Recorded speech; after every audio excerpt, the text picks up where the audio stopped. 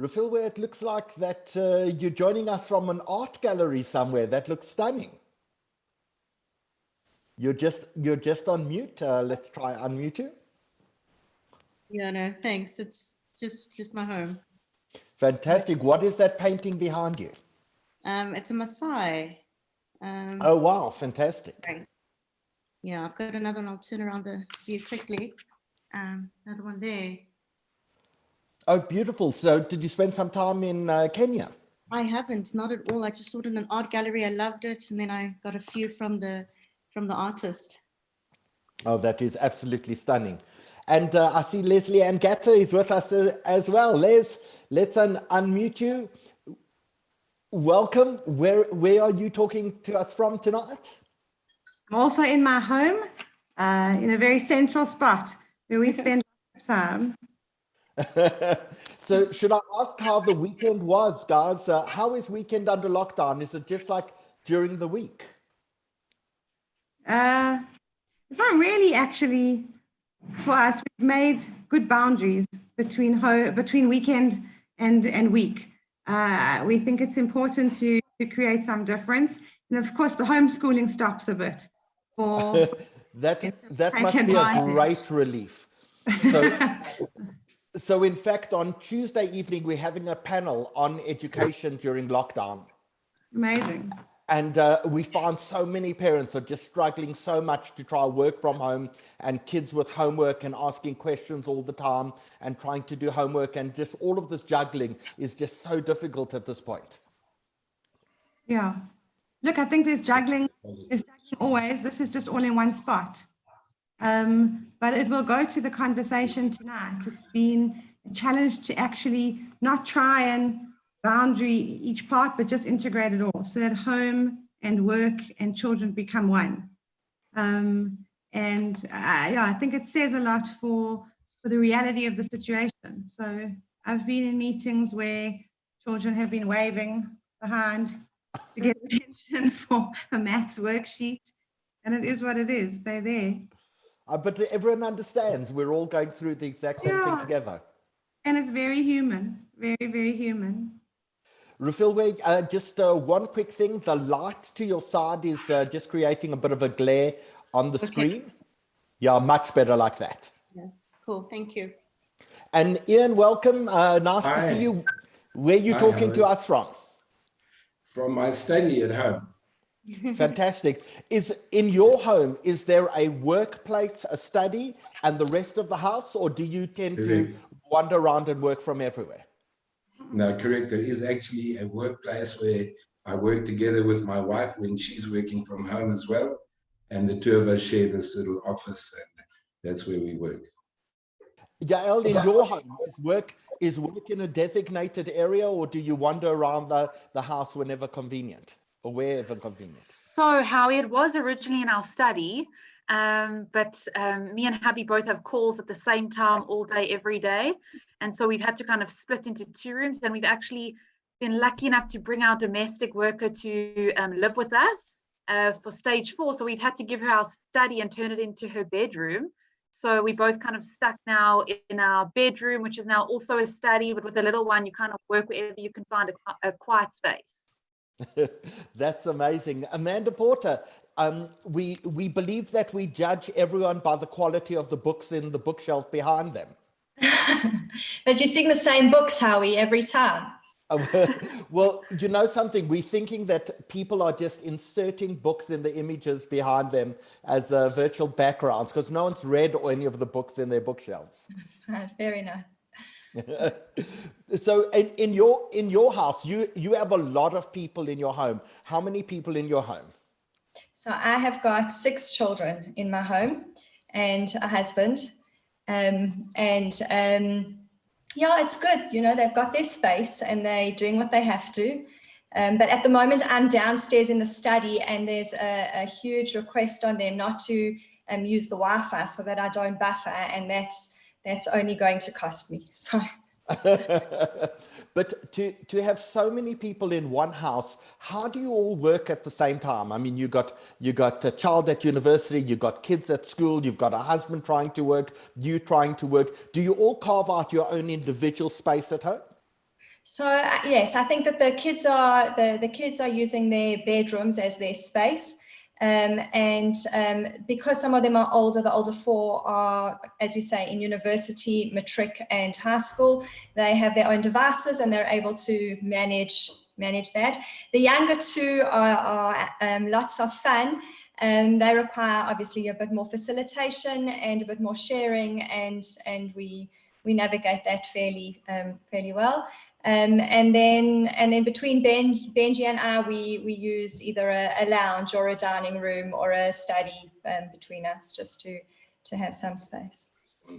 So just to remind everyone who's busy watching us at the moment, and we've got about 750 people busy watching us on Zoom currently, and we'll have a few more on YouTube as well, that we'll go live at 7 o'clock exactly. And until then, we're just having an informal chat to everyone and finding out how their lives and their weekends were during this process. But Amanda, you spoke about everyone has their own device and has a space to go into.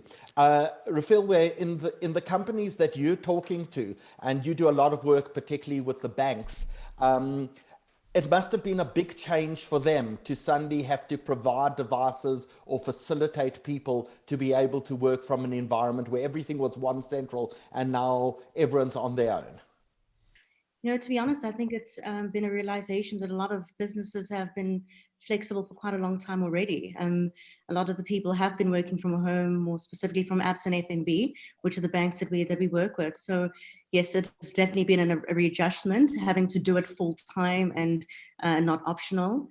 And obviously, I mean, it's challenges. You have children running around and designating your time. Some people are finding that they're working from morning to night without a break and without that walk to a meeting room, or you know, it's back to back because you're from one virtual session to another session. So the complexities are different. But from the perspective of working from home, a lot of people had been doing it already, but not to the extent that they've now had to do it, and not to the extent that it was compulsory. So Dan, while you were off for a second, we were busy talking about where people work in their home. And this is what I think our 17th panel that we've done together. And you've actually changed the venue of where you work from in your home. Yeah, I've been a bit of a like nomad. A holiday. Just done the rounds around the room here. And yeah, just worked with different angles and different settings. And it's quite nice to mix it up, I find. So I've also, my actual workspace has evolved over the last few weeks as I've added a second screen and an extra keyboard and my microphone, and yeah, different ways as this has extended. I guess first it was locked down for 3 weeks, and then it extended, and I've made myself more comfortable and more productive as the weeks have gone on. Well, Rafil, we'll probably be talking about it, but occasionally I feel like I need a holiday. And I'm thinking for my holiday, I'm going to go sleep in the spare bedroom. Changes as good as a holiday, right? Exactly. And in 8 weeks, I've been promising myself a spa day. I thought I'd go lie in my bath, which I've never used in 10 years. And the only spa you're going to, Howie, is SPAR. I'm not even going to there, but I have discovered, have you all tried the new click and collect facilities that Woolworths and Pick and Pay have? No. No. So that's been a great find for me during the week, that you can order your products online, pay for them online, and you drive to a designated Woolworths or Pick and Pay, and you park in a designated bay, and they come and they just put all your bags into the boot of your car and you drive away. You don't even have to get out of your car. Yeah, it's a pleasure. That's been such a game changer, because I was doing everything shopping online, and I'm still doing all shopping online, but I didn't want to wait 3-4 weeks for delivery. And now I can order today and collect tomorrow, and that's been such a pleasure. Yeah, I've loved it. I'm always an online shopper, but it's been a pleasure to do that. And I've also found that it's well stocked, and there's nothing that you land up. Often if you order online, or like Zulti or something, you get some of what you ordered, not all of it. This is a pleasure. Now, Les, you're in a banking environment, and with people now dispersed around the place, security and network security must be a complete nightmare. Yeah. So Look, I think it's not as much of a nightmare because we've been prepping for it for some time. Not that we ever anticipated this in any way, but we've been preparing our IT capability to allow people to work remotely, and that each office replicates each other. So whether I'm in Cape Town or I'm in Sydney, the office, the Wi-Fi works the same, the access works the same, etc. So I think IT people had done well to think 21st century and really work from there. But there are lots of things that we are restricted from doing and always have been. So Zoom, for example, is something you can never use at Investec. None of our meetings are ever on Zoom. It's just too vulnerable for a banking space. So what platform do you in fact use? So we're mostly on Teams, and the vast majority of our stuff is on Teams, obviously is housed inside, and then we use WebEx for bigger meetings where we need to house more people than Teams can accommodate. We also can't use all the functionality always. Right. Dan, you're kind of the expert on the technology when it comes to that. In the war, at least in the kind of social war where people are having Zoom or online meetings or online dinners or online drinks, Zoom appears to have won, don't you think? Yeah, I mean, I've just been watching the press releases from Zoom and their CEO releasing statements, and yeah, I've been following it closely. I think they're on top of things, and you know, they've allocated, I think, all of their resources towards privacy, security, and trust. They obviously apologized for any breaches and any lapses from their side.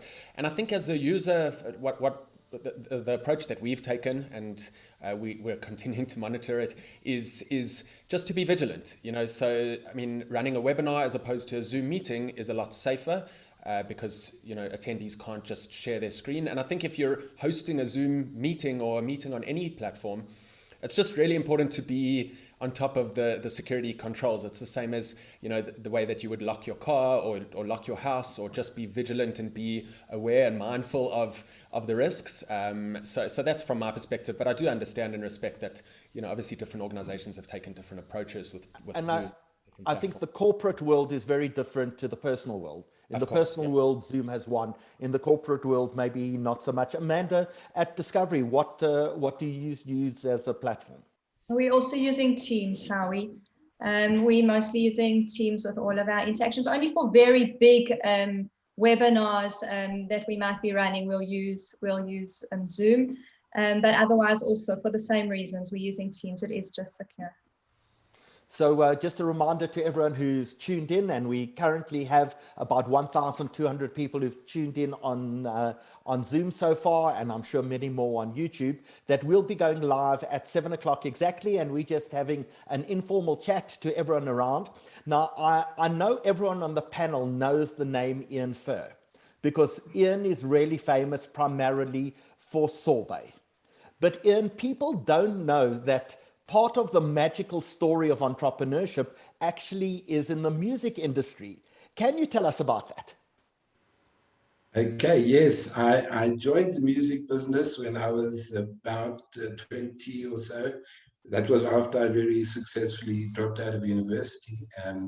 I joined the Gallo record company, and then I started my own music business in the late or the beginning of the 80s, actually. And yeah, so I was involved with a lot of the local South African musicians, Kaka Semenya, Ntumbulu, Hugh Masekela, and a number of others, and the Soul Brothers. And yeah, so music was definitely in my blood in those days. And I had the opportunity to work with some really fantastic people, expats that had left the country and were exiled, like Masekela and Semenya and so on. So yeah, an exciting time of my life. And then I moved on to other things. And being synonymous with sorbet, you've been out of the sorbet group now for what, about a year? Just over a year, yeah. Just over a year. And of course, sorbet, at the moment, all the stores are closed, and it looks like not until level 1 will they be able to open again. Yeah, that's quite sad, actually. I'm quite concerned about that, and I really wish them well through this very troubled time. But yes, it's going to be difficult. But But I presume that people will really want to have their nails done and their waxing done when they come out of lockdown. So there could be a bit of a flood in the beginning, and waxing in particular, because there's a lot of growth in that area. Well, I'm looking around the panel, and it looks like everyone has in fact spent the day at their beauty salon in preparation for today. But Rafilwe, you also have a very interesting background. You weren't always in the mindfulness sector, were you? No, I wasn't always in the mindfulness sector, but I have been probably for the past 10 years. I know since I was 12. I know I look 22. But previously I did work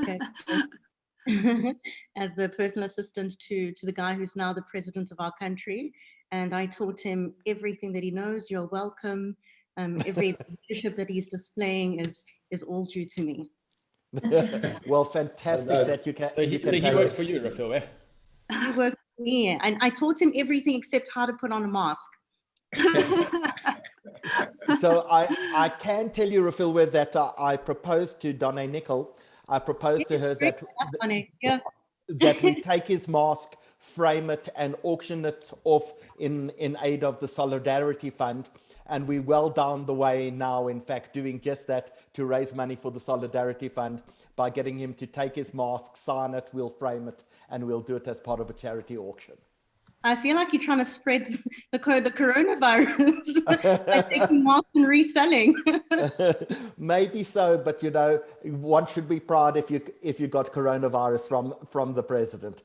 So the time is about 3 minutes to 7, Dan, and we're going live in 3 minutes. And previously you've been backstage at almost all of these, and now this is going to be your panel, and I'm going to be behind the curtain. Yeah, I'm grateful to have you there, Howie. I don't know. You don't know if I'm actually going to be pushing all the right knobs. And I'm holding thumbs and just hoping for the best. So we'll have to just wing it and see how we go. You'll be on stage. I'll be in the audience, busy providing popcorn and Coke to everyone in the audience, busy watching tonight. Fills me with so much comfort. But we've had a huge number of people who've registered for tonight's panel. So for every login that you actually see, there probably, from our research, approximately 3 people watching together, because families generally tend to watch these things together, or partners tend to watch these things together. So Dan, how many people have registered for tonight's session? Howie, very good question. I checked about 10-15 minutes ago. It was about 1,200, but we find that it always escalates a lot in the last 15-20 minutes. So probably in the region of 1,300-1,400 people, which is staggering. So we're excited and grateful for the huge audience tonight, and a lot of people obviously watching the recording. As always, we are recording this. It's the same YouTube link that we have sent out, so that'll be up once YouTube has processed the live stream. It will be up from tomorrow morning. So in fact, I don't know if people watched last night. We actually had date night and we played The Bachelor and Bachelorette. I don't know if anyone here watched. No. Any successful shidduchs, Howie? There actually really were. So we had Gina Myers, who won the Bachelor South Africa. She was there to give advice. And Ricky Brest, who's just been eliminated from The Bachelor. She was our Bachelorette last night. And there was a very tough crowd of guys there vying for her attention, but she made the decision. And then we had Josh Margolis as our bachelor, and he also had a bevy of beauties and some tough, cool people to choose from. And he selected DJ Kimmy K as his date. So who knows what happens, but last night we created love. Love was definitely in the air. Awesome. Cool, Dan. So we're about 2 minutes from going live, and we want to welcome everyone on board. There are about 600 logins, so about 1,800 people busy watching us now live on Zoom, and a few hundred watching us on YouTube. And our largest panel ever was, in fact, last week, Sunday, where we have, by all accounts now, between people who watched the video, participated in YouTube and Zoom, probably about 19,000 people. Wow. We actually tuned in while we discussed kickstarting the South African economy. And that was absolutely amazing. And we're certainly going to have a follow-up session to that. The highlight was, of course, when our Minister of Finance, Tito Mboweni, tried to join on the panel without notifying us, and he just couldn't get in. So So we apologize, but if Tito wants to be part of this, he needs to actually arrive on time for these sessions. So Dan, I'm not sure you'll have 19,000 people tonight in your audience, but you're certainly going to have a huge audience because now it's that time. People are starting to contemplate work again. How long have you been out of the office? You've been based at WeWork. How long have you not been in your office? I was going to say about 6.5 years that I've been running my business. I've been chirped and teased over the years, working from Virgin Active, working from every coffee shop in town, working from home all over the show. We've bounced around a couple of different formal offices over the years and shared space. But yeah, for about the last 2 months, been working pretty much from home. So I'm quite fortunate, quite used to it. So it hasn't had to be a huge adjustment from my side. The internet's good, it's comfortable, there's good coffee here, so it's pretty good. And you've got your mother looking after you there, haven't you? Yeah, absolutely. That's the most important thing. When you take your mother to work, it's not the same. But given the fact that you normally are at WeWork, in 6 months' time, Dan, do you think WeWork's going to still be there? Thumb up or thumb down? And I'm going to ask everyone on the panel to vote. Dan thinks WeWork will still be there in 6 months' time. Ian? Sorry? Do you think WeWork will still be there in 6 months' time? Yes, I do think so. Well, if not WeWork, I think there will still be some form of co-working spaces around for sure. And in the future, I think they might become a bit more prominent. Jinx, will WeWork be there? Yeah, I think so. I think people will give up their large offices and maybe just meet in central places less frequently than they do now. And then I do think having these massive office spaces won't necessarily be the world of the future. So I think for especially smaller businesses, I think those as offerings are great potential. So I hope they are still there. Cool. Guys, everyone else who we haven't asked because we're about to start the panel. WeWork there in 6 months, yes or no? Or yes or no? Yes. I'm going to bet no. Cool. With that, on behalf of the South African Jewish Report, I want to welcome everyone onto the panel. We've got an amazing set of panelists tonight, and your host for the night is the man that we always give thanks to for greasing the wheels behind the scenes, and that's Dan Stillerman. And tonight, rather than being backstage and pulling all the knobs, I'm going to be doing that. Dan's going to be out front and chairing tonight's panel, so he will be introducing that panel to everyone. But this is the 17th panel that we've put on during lockdown for the South African Jewish Report, and it is just such a pleasure that we can provide this service not only to our own community, but to the general South African community as well. We've had medical panels and psychologists and health and nutrition and wellness people, and we've done exercise online, and we've played games. We've had quiz night and Amazing Race and The Bachelor, but we've attempted to educate, inform, and entertain people during this process. And none of this would be possible without the support of the Jewish Report newspaper. And there are two things that we are enormously proud of. The one is that when everyone else was closing down, when the Sunday Times was cutting people's salaries by 30%, when Amalgamated Media was closing down and Caxton were cutting all their titles, we decided to continue to print. And we have 55,000 readers every week, both in hard copy and online, and we're continuing to publish every single week. And we distribute not only to the Pick and Pays and the Checkers and the Woolworths and the Discams, where people are going to, but we also took the brave decision to start delivering to apartment buildings, blocks of flats, townhouses as well, because communication and information during this period is an absolute gift. And therefore, it's such a great pleasure to not just be able to produce the Jewish Report, which we believe is probably the best quality publication in South Africa by far, but we also, in fact, decided to start having these panels. And as I said before, this is the 17th panel that we're putting together.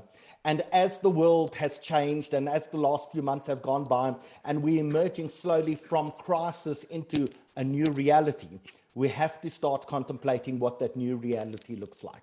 And so last Sunday, we had our panel watched by about 19,000 people on how to kickstart the South African economy. And tonight, Dan will be hosting a panel on exactly what the new world of work will look like. And that's why we've entitled tonight's panel, The Brave New Work. But before we begin that panel, I want to remind you that the Juice Report has an amazing editor in Pedicross Maunder, has a remarkable team of journalists and admin staff and salespeople, and none of this would be possible without your support. So at the start of every panel, we play you a little advert for the Juice Report, and we ask you to please give generously. As you know, it is a free publication distributed throughout South Africa to tens of thousands of people free of charge every week. And you can really help to make sure that that continues. So Dan, are you playing an advert for us? Mm-hmm.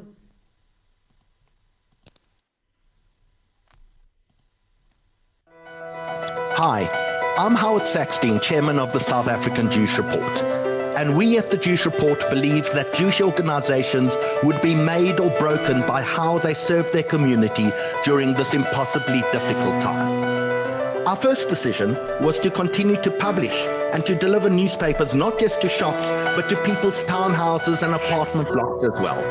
Because feeling part of a community is one of the greatest services we could ever deliver to the Jews of South Africa. Our second decision was to create a platform for information, education and entertainment for the entire Jewish community and for South Africa as a whole. Over the past few weeks, we have created Zoom panels that have attracted tens of thousands of viewers. Some of the best healthcare specialists in South Africa gave practical advice on how to stay safe during Corona. Psychologists taught people how to stay sane, and wellness experts made sure that our minds and bodies were kept fit and healthy. One of the things we are most proud of is how we have highlighted the work done by so many Jews and Jewish organizations in feeding the needy and producing masks for both our own community as well as the townships. But now we at the Jewish Report face our own challenges to survive as advertising dries up. And so we are appealing to you. If you are one of our 55,000 readers, or if you are amongst the tens of thousands of people who have enjoyed our Zoom panels, now we at the Jewish Report are asking for your support. Please give generously to us so we can continue to publish and continue to serve you in this remarkable fashion.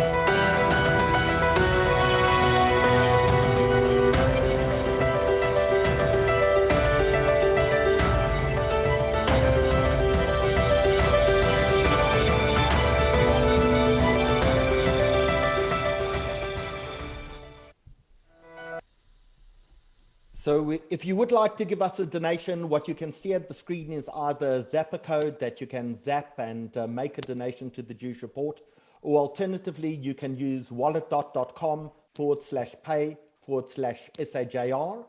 Or alternatively, the third way, our banking details are on the screen. And I know people find it fairly difficult to take down all of this information. So maybe just pick up your phone, take a picture of the Jewish Report banking details, which Dan will put back for 1 second so people can take a photograph in the chat. He has put it in the chat. So take a picture of that, and really thank you so much for your unbelievable generosity that we've experienced over the last few months. And with that, I will fade into the background behind the scenes and hand over for your host for this evening, Dan Stillerman. Thank you so much, Howie, and to the team at the Jewish Report for all these panels and for the opportunity for me to be front, and take the spotlight this evening. It's a great privilege, and thank you so much to our wonderful panelists for being so on board and for being with us this evening. So just a quick intro. I'm going to go on my screen over here. We've got Leslie Ann Gatter, and Leslie Ann is the head of people at Investec, previously the head of learning and development at Investec. So welcome, Leslie. Welcome, Leslie Ann. Thanks for joining us. We've got Rafilwe Nyoni. Rafilwe is the CEO of Mindful Revolution. We've got Ian Furr, quite a well-known name in South Africa, the founder of the Sorbet Group and also the co-founder of the Hatch Institute in recent months. We've got Yael Rosen, who's an industrial psychologist and co-founder of Fervor. So welcome to Yael. And Amanda Porter, last but not least. Amanda is the head of culture at Discovery. So thank you so much to our panelists for joining us. We're going to get straight into it. I'm going to start off with asking Amanda. So as head of culture at Discovery, you've obviously had a challenging few weeks, but I understand that you've got approximately 7,000 people, I think, in your Sandton campus, and I think you mentioned a number of about 85% of the national staff complement in Discovery has transformed over the last few weeks to a work from home quite successfully. So, how's that been for you guys? What have you found? What have been the biggest challenges? Thank you, Dan, and thank you, Howie, and just thank you for inviting me onto the webinar. And just a huge thank you to you guys for what you've done over the past couple of weeks. The webinars have been amazing. I think that they've kept us informed, they've galvanized, and they've helped people to feel connected. And I think everybody's very appreciative about that. Yes, so about 85% of our employees are working from home at the moment, and since lockdown, and that is how they have been. I wasn't particularly completely involved in that process, but for the most part, it certainly felt very smooth. A COVID-19 team was set up right at the emergence of the pandemic reality, and this team was already meeting daily to address any obstacles and give clear instructions on the way forward. And really, their leadership has been remarkable. The resilience and the determination of our people to make things work has been incredibly astounding. And what we've seen is within a few days, we had procured laptops, and we were using couriers to deliver them to people's homes. And our IT support teams were working round the clock to assist people. We had found multiple ways to ensure that our employees had connectivity. Numerous touch points were set up, available 24/7 for managers and employees to reach out and address any difficulties, including Healthy Company, to address the emotional well-being of our employees. People weren't able to take home chairs and monitors and any other parts of their workstations. And what you really saw was our culture manifesting in the deeds and actions of our people. If I consider perhaps any of the difficulties maybe that people might have faced, is probably in the initial settle, the establishment of routine and schedules. But with time and compassion and real care, it really resolved. It really is remarkable to see the tenacity and the resilience of our people. Sure, that's remarkable. That's great. I'm going to move over to Leslie Ann. How has the shift to remote work been from Investec's perspective? Yeah, I think similarly to how Amanda described it, the organization is 95% offsite now, and we also moved within a week. We have a crisis management team that stepped in on leadership, which is always helpful as a practice in such an event, and we employed business continuity plans that we've had in existence for some time. I think, again, praise to our ops teams and IT teams. The business runs as if we are all in that building, and it's been a pretty seamless event. And then just the real resilience of people, and I don't think this is specific to our people necessarily, this is just humanity, gratitude for jobs, putting their heads down and really doing all of what they can to keep everything going in particularly difficult circumstances. So yeah, I think the organization, like many, has done itself proud in lots of ways. Sure, well, that's fantastic to hear. We're going to shift the focus to Ian for a moment now. Ian, I'm not sure how many months ago, but you're no longer involved at Sorbet after founding the business and running and managing the business for many years.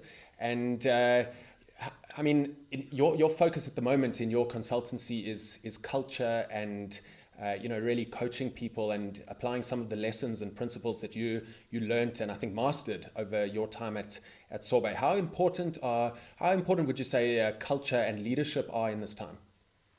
Hi, thanks, Dan. Thanks very much for having me on the show here tonight. Yes, I think culture is absolutely critical, both leadership and culture. So you can see, in my experience now at the Hatch Institute, in terms of our coaching and consulting and our clients, we've focused largely on service and leadership and culture. And I've watched carefully as these clients of mine have tried to handle the COVID situation and the lockdown. And those that have been able to show empathy and caring, and those that have really made the priority of looking at people and making sure that their health is good, their physical health, their psychological health, their financial health, and that they're doing okay, those are the ones that are getting the best feedback from the staff in terms of positive reaction and positivity and loyalty. So it's all about leadership, really, about leadership and culture. The other companies that are not doing that, that are focusing on cost cutting and keeping all the costs down and retrenching and laying off people, well, obviously there's a different reaction from the staff. The staff are looking at, being a little bit more unhappy. There's a bit of resentment. There's a bit of anger. And then, of course, the productivity levels are low and the commitment and the loyalty is absent. So it's really important that we actually find a new breed of leader in South Africa, a breed that I call culture-driven leaders who go out there and really make a difference, not only in terms of the normal leadership style, but of a new leadership style that also includes being able to manage a sort of diverse and polarized socio-political environment and an economic environment which has got lots of challenges, and also now with the COVID situation, even more so. So the leaders of tomorrow have to be skilled at all these different types of things, and it's going to be an exciting time for new leaders in South Africa. Yeah, absolutely. Couldn't agree more. And Refillware, so you guys have been working with large teams. I think you did a presentation the other day to about 200 staff members at one of your clients. And obviously you guys use mindfulness as a tool for mental health and well-being. So how important would you say I mean, obviously things have been evolving over the past few years, and more awareness about the importance of mental health and well-being in the workplace. I mean, I'm sure you've seen that drastically increase over this period, the real need for mental health.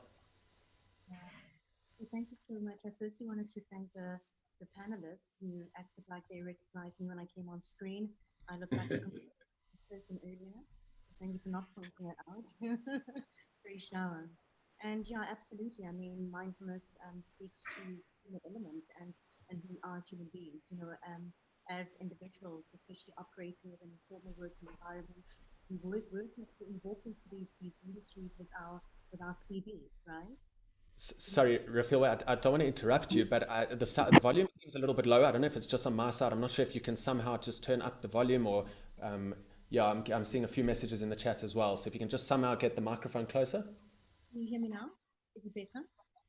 It's still a little bit soft. It might be a setting on your machine.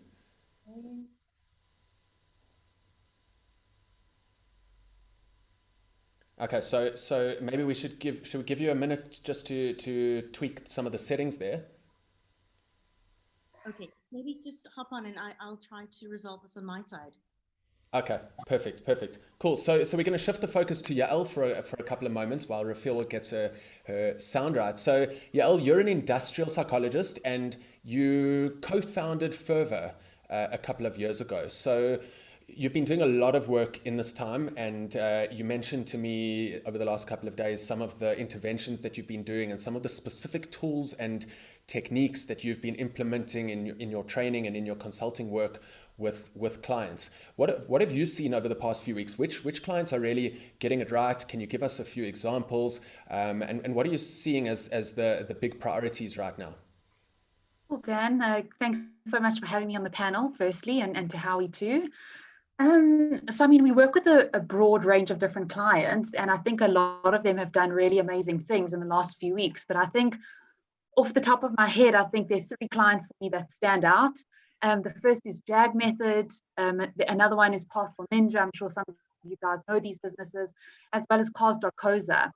And I think if I think about the similarities across these 3 organizations and what they've done really well, I think the first thing comes to the communication and their ability to make swift and fast decisions, communicate continuously with the teams at an organizational, at a team and at an individual level. I think that's been really, really important. I think all of them have also regularly tracked their key metrics that are going to help these businesses stay afloat, continue to grow in this time. And even though they've done that and they focused on the performance of their organizations, they haven't forgot the individual.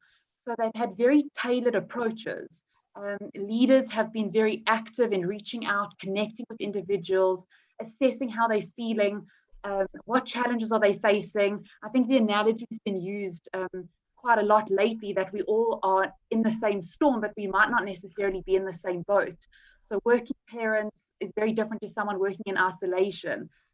Parents who are divorced, who are separated from their children and the challenges that they have.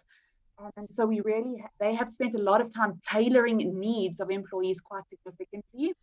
And I think the last thing that's been really impactful is their ability to shift their thinking around their current strategy and help businesses and their employees understand what is expected of them. What are their goals for right now, for this week? What do they need to work on in order to help the business progress forward? And give them that clarity and that guidance and check in with them and assess what kind of support they need to do their absolute best. So I think for me, those are probably the top 3 things.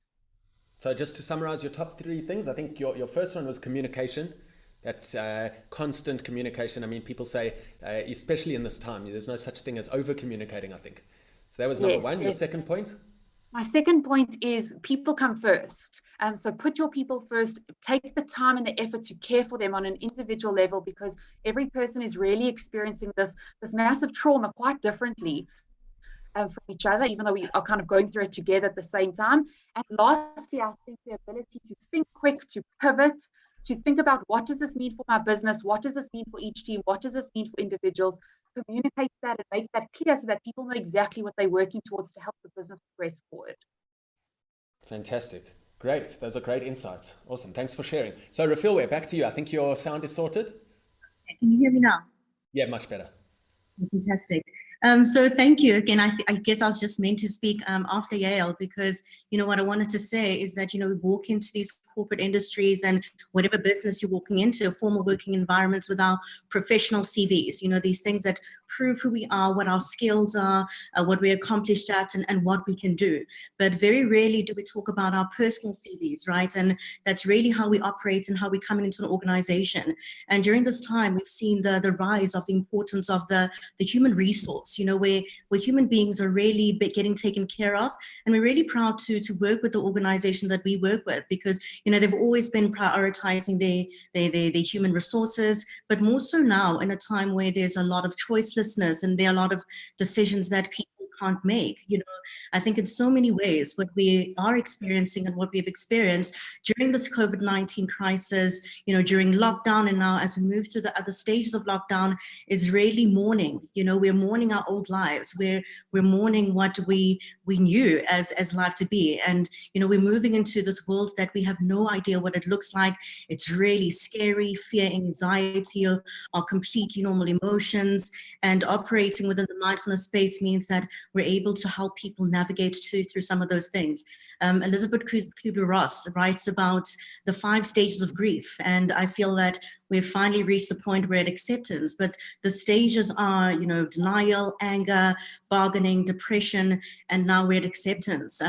We've seen that lockdown, we're in stage 4 now, we're able to do a little bit more, but even this has its anxieties because we don't know what this world that we're now facing looks like. So, we talk about calories as well, and I've definitely been struggling with social distancing from the fridge, and we know what calories mean in the food sense, but we have emotional calories, we have mental calories, we have things that we consume that we don't necessarily know how to digest, and we don't necessarily have the tools to digest them. And this is where mindfulness really plays a part, just in terms of helping us process rather than protecting, helping us to work through things rather than putting up the defenses.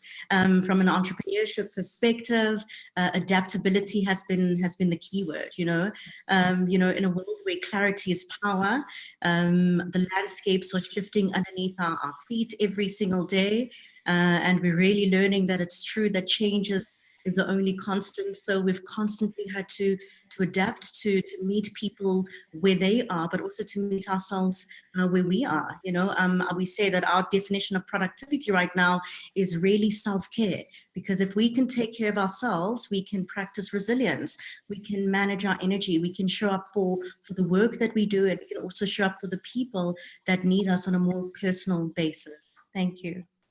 Fantastic. Thank you, Rafil. And I know you'll be sharing some practical tools a little bit later this evening. So I'm looking forward to that. And I think everyone will benefit significantly from that. So thank you. We're going to put up a poll now and just check in terms of your day-to-day work at the moment. If you are working from home, how are you finding it? Are you loving it? Are you more productive than before? I know personally, I took a few days to kind of recalibrate. A lot of people took a few days or a couple of weeks.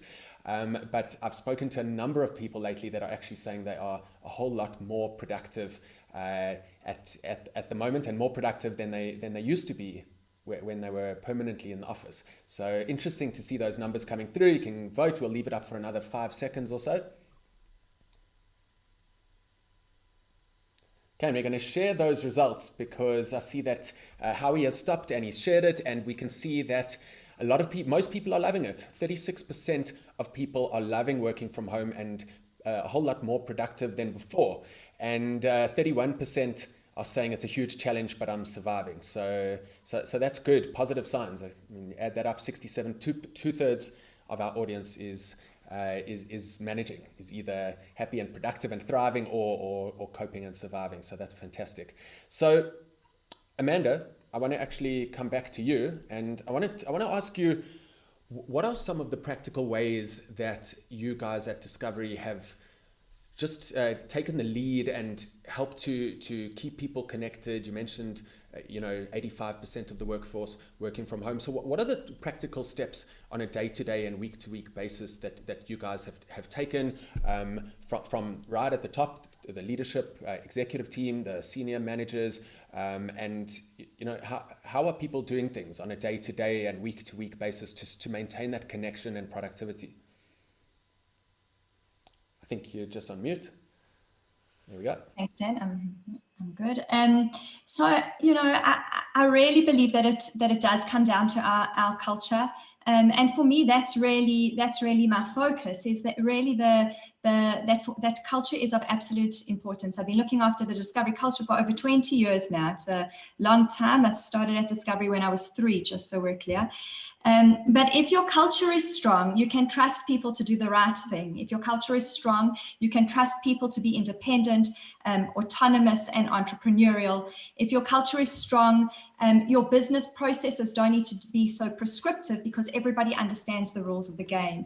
And I'm not sure how one gets through the complexity and chaos without culture. Our culture has really shone through, and it has driven all of the initiatives that I'll take you through that have led the organization. The value of our people, of great people. Our people have been incredibly resilient. They've adapted quickly and almost easily to the new world of work. Our values of innovation and drive have really almost overhauled, in some cases, our products as we try and find ways for people to earn their points and their Discovery miles in lockdown. And our leadership team have been really almost dually empathetic and driven. They've displayed tremendous empathy on the one hand and an incredible drive on the other. So some of the initiatives that have been put in place across the board for all of the for Discovery and people across the board are, well, the one is weekly webinars, which have been absolutely amazing. They have been webinars that have been run by our executives. In some cases, they have interviewed some amazing speakers. Professor Karim was one who told us the story of 2 boats. They interviewed Scott Kelly, an astronaut, which really spoke to what it is to feel isolated for over a year, and that gave us some insight into that isolation. Colin Coleman was another one that they interviewed. He was on last week's webinar. These webinars are incredible in that they provide an opportunity for information, they provide an opportunity for connection, and they reduce the distance that people might be feeling being very far away from the offices, and that's amazing. It's an opportunity for everybody almost to get together and learn. They've been really incredible. The second initiative that they've done, and this is definitely my favorite, and it's typical Adrian Gore stuff, but Adrian sends out a question at the beginning of each week. And it's a question where he invites people to respond to the question with their thoughts around it, and different types of questions. To give you some examples, he asked, how are you adapting to the new world of work one week? He asked, how can we be more supportive? Do you feel supported? I think last week he asked, what are some of your funny lockdown stories, and share that. And then what he does is he takes all of the responses that he gets, and because he has a very open door policy, he gets a tremendous number of responses, but he takes those responses and he collates them into some sort of categorization and shares it with everybody. And that again creates a sense of belonging and a sense of family, and the shared vulnerabilities and shared connections through that. So that for me has been amazing. The executives have been incredible with their continuous updates. They have been sharing, if it's not via webinars, it's through something more personal, like text messages. Barry Schwartzberg did a challah demonstration and shared it with his team and shared the recipe. It's so human and it's so real, and it really helps people to realize that we're all in this together, and it really it's been incredibly motivating. We've had touch points that are available 24/7, so that if people are feeling a bit concerned around how to manage certain things or deal with employee well-being, they're able to connect immediately, and that's been obviously very useful. And then like last week, we onboarded over 100 new employees, and people who have joined us in April and May. And how do you do that? It's one thing to upskill them on the product, but how do you inculcate culture? How do you get them to feel the passion and the energy, when you're not in the hub of one discovery place? There's so much energy in the building, and there's so much. What we realized was that there's a lot available to do this. Within a matter of days, we had converted a lot of our digital our content into a digital format. Still, culture needs stories and it needs human interaction. And so I ran a number of sessions which were interactive, which told the discovery story, which drew on examples past and present to highlight the culture. And I have to say, I was nervous, there's so much pressure to make sure that people really get our culture, because that's what's driving the business at the moment.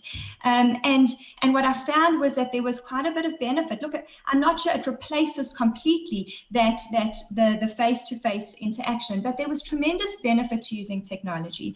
There was the benefit of scale, that you could reach so many people and share a consistent message at once. There was the ability of the delegates to ask questions where they wouldn't feel intimidated to do it in a room of 100. And there was the ability to really connect with people in the setting up of the discussions and the interactions, so that people could really interact with my team and understand what the culture was about.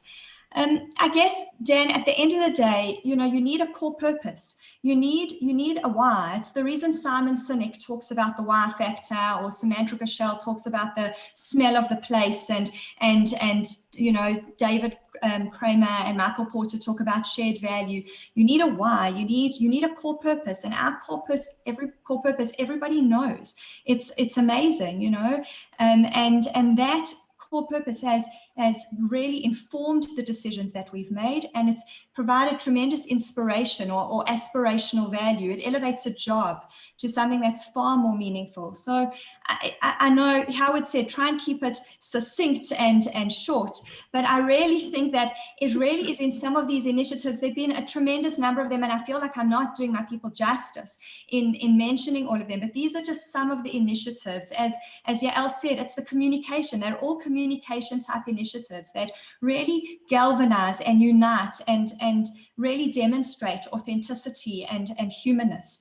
And I think that is what's essential at this time. I think that we have to remember that it's about people, you know, across the board, whether it's our clients or whether it's our employees, it's people, you know, people will drive, people will solve this, you know, and that's where we're at. So some ideas, as I say, they've been really successful over the past weeks. Yeah, no, that's amazing. That's amazing. And you guys are getting amazing results because, yeah, you've touched on culture driving the business. You've touched on the fact that people drive the business, and you've talked about the use of technology to bring people together and to achieve scale. And, you know, I can vouch for that from my side. I mean, you know, I've believed in webinars for a long time, and I think it's just become more and more mainstream, and people are seeing the benefit of that. So that the sooner that one can upskill and start to become confident on these technologies, the sooner one can create these amazing connections and platforms. So that's awesome. That's great. Yael, I want to shift the focus to you for a moment, because you are an SME. Fervor was co-founded by yourself and Bianca, and I believe you're a team of 6 now. Yes. So for the entrepreneurs and the small business owners watching at home, what have you done as a small business? I mean, you've spoken briefly about your clients, and you mentioned 3 of the key factors for success during this time. How have you guys responded as a small team? I mean, I'm sure you guys are agile, you're flexible. What have you seen as a team over this time? Cool. So Dan, I think the one thing that I feel so differently from the other panelists is that obviously our business is so focused on the SME market, and ultimately SMEs don't have the deep balance sheets that can keep paying their employees indefinitely. And that raises different levels of anxiety and uncertainty amongst people.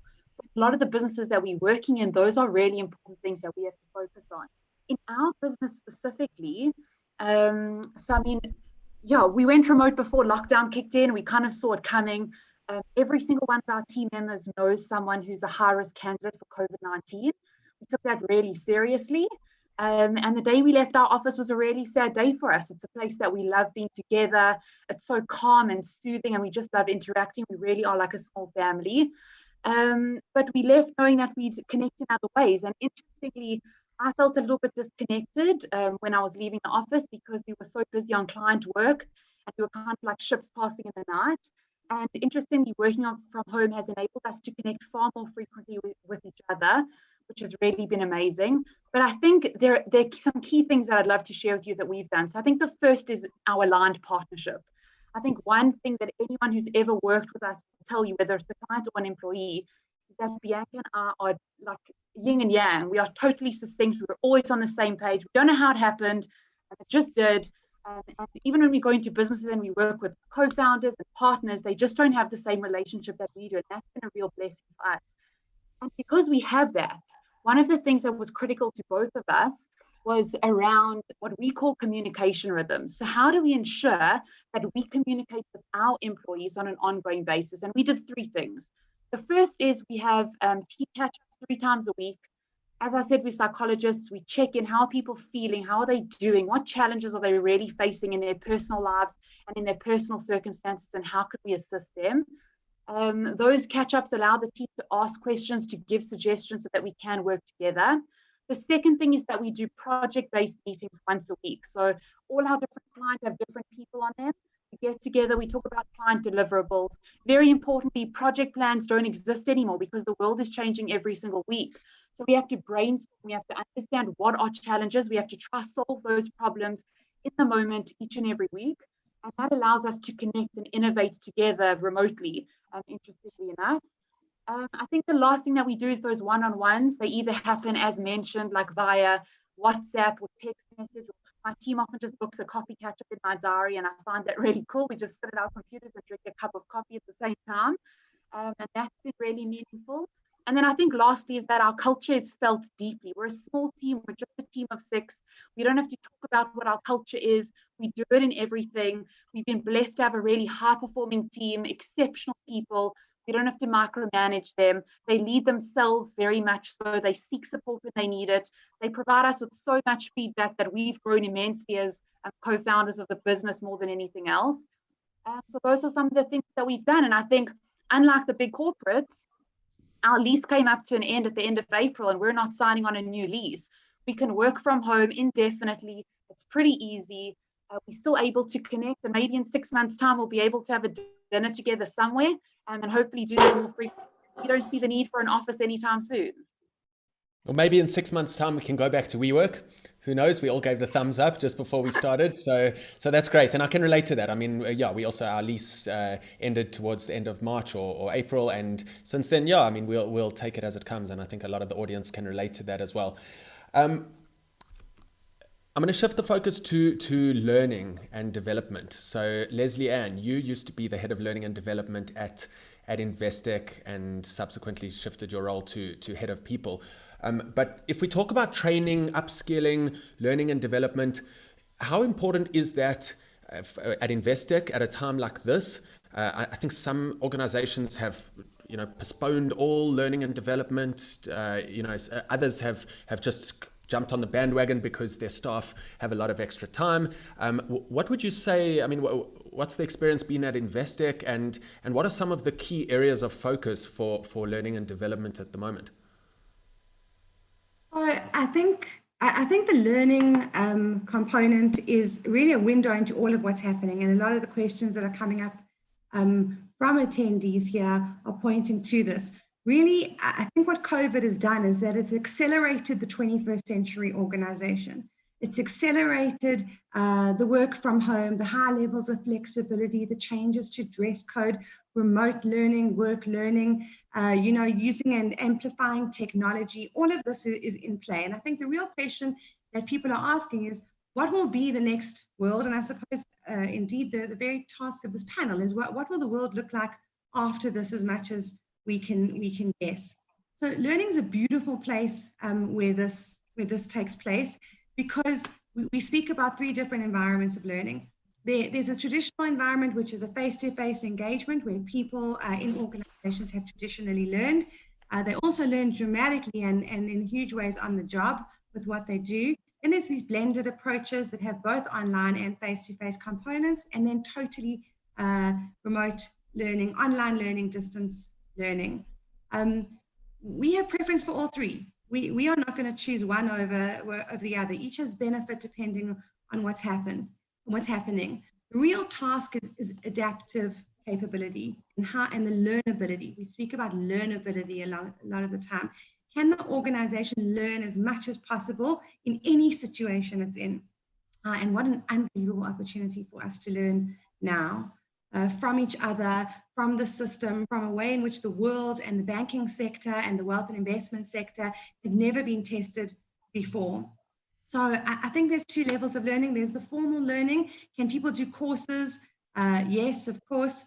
Can they engage in remote learning? And does it really give a little bit of stimulation in a day and change the course of a person's day? We would be happy for that. We think that's part of well-being.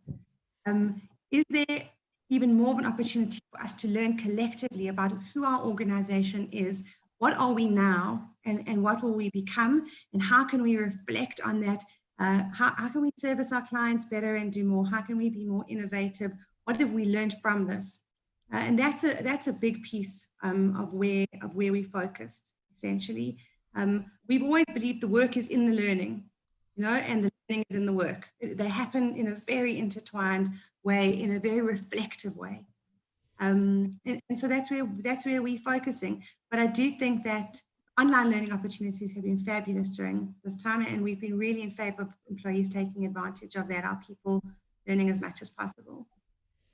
Great. Thank you, Les. I mean, just to touch on, if people watching at home are not part of a big corporate organization with a whole learning management system and a whole learning offering, what are based on your experience, some of the the reliable platforms. I know there's LinkedIn Learning and there's Udemy, which offer an array of courses, and a lot of these platforms have made things free or very, very affordable in this time. I know we at Excel Academy have created a series of free crash courses on Excel and other topics, just to really help people to upskill during this time. I mean, from your experience, what are some of the best platforms to actually go to? I know there's edX as well. Yeah, we for a long time have been very open and said that we don't prescribe and send people to learning, but rather they seek it out themselves, because there's so much content available now. So we've loved the LinkedIn Learning. We've seen Coursera. People have enjoyed a lot out of Coursera and the Khan Academy. Udemy as well. I get some good feedback. There's specific ones to banking and investment, like Investopedia and the other investment capabilities. And then various of the business schools have also got capabilities that are significant. MIT, Stanford, and Harvard, have been very significant. Although those are obviously paid for, but we've seen really good outcomes there. Okay, fantastic. Thank you for sharing. Thank you. Ian, we've had a question in the Q&A from Ian, another Ian. He says, Ian, you've been a leader who has demonstrated that with the right environment, with a community of people that accept, trust and respect each other, positioned you for success. In this environment where an invisible virus has broken down trust, what advice do you have to establish trusted collaborative teams? Okay, all right, that's a bit challenging, but let me just share with you the importance of building trust no matter where you are, whether it's in the office or if you're working remotely, it doesn't really matter. Trust is absolutely critical to any type of culture. And I think the real thing now at the moment is getting people to remember the importance of why they come to work in the first place. Most people think they come to work to make money and to earn a salary, and that's the first mistake they make. People actually come to work to serve their customers and to serve others in the organization. And if they serve well, they will make money.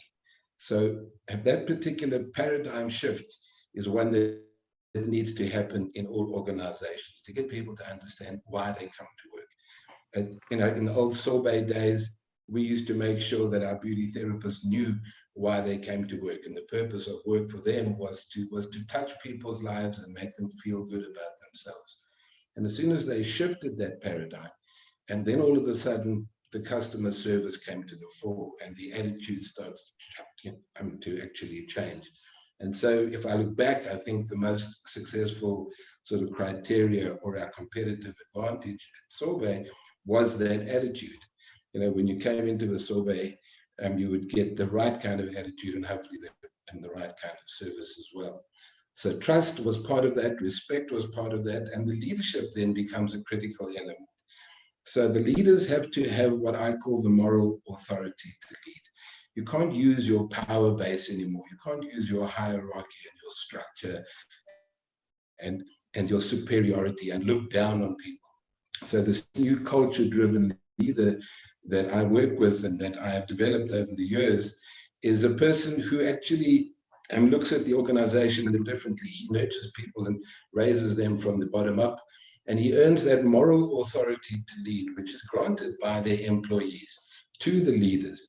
And they earn that through trust and respect, through showing a commitment to the growth and development of their people, through showing genuine concern for the well-being of all their people, through creating a place of safety in the organization where people can feel free to speak openly without fear or retaliation of some kind.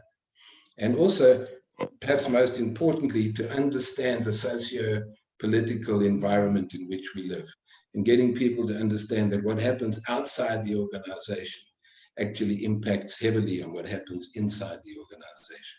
And so we need to get people to look at things like race relations and history and the conflict of interest and all the differences that exist in organizations, cultures and religions and political views, because those things impact on the culture. And if you can't get people to have a sense of belonging about and a common purpose, okay, I don't think you'll ever be able to get a successful business going.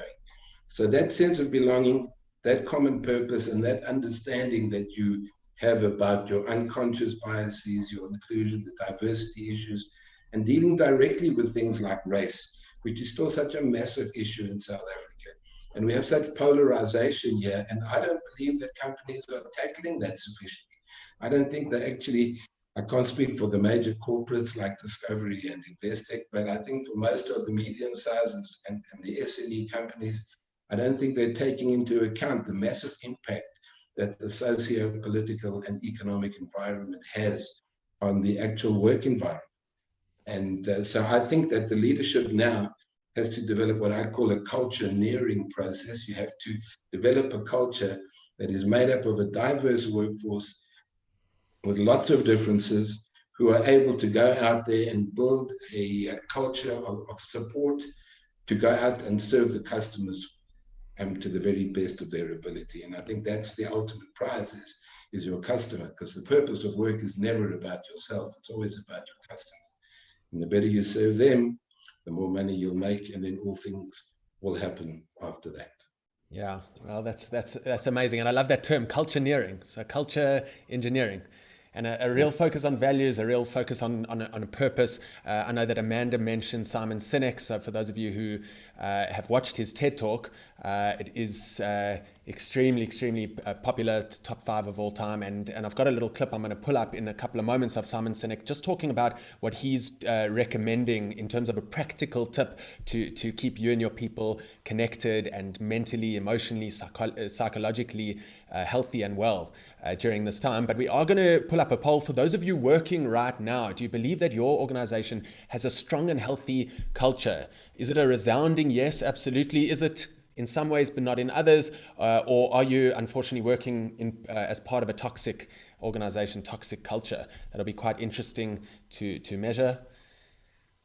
Okay, thanks for the votes. We're going to leave it up for another 5 seconds or so, and then we're going to watch a little 1-minute clip from Simon Sinek that I found. Okay, good. So let's share those results. Interesting to see that 45% of people, for 45% of people, it's a resounding yes, absolutely, a very strong and healthy culture. So that's a good sign. 41% are saying in some ways, but not in others. And about 15% saying toxic culture, unfortunately. And yeah, obviously that can have some serious consequences in general, and especially in this time. Okay, fantastic. So let's pull up that video.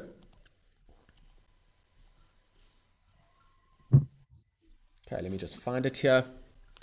Give me one moment.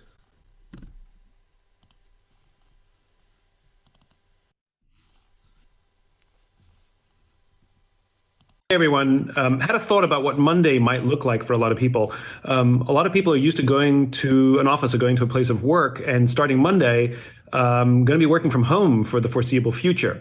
This puts a lot of strain on relationships, our work relationships, because one of the things that makes us get along and builds teams and trust is our interaction. So really strongly recommend starting a huddle, especially on Monday morning when everybody will not be going to work.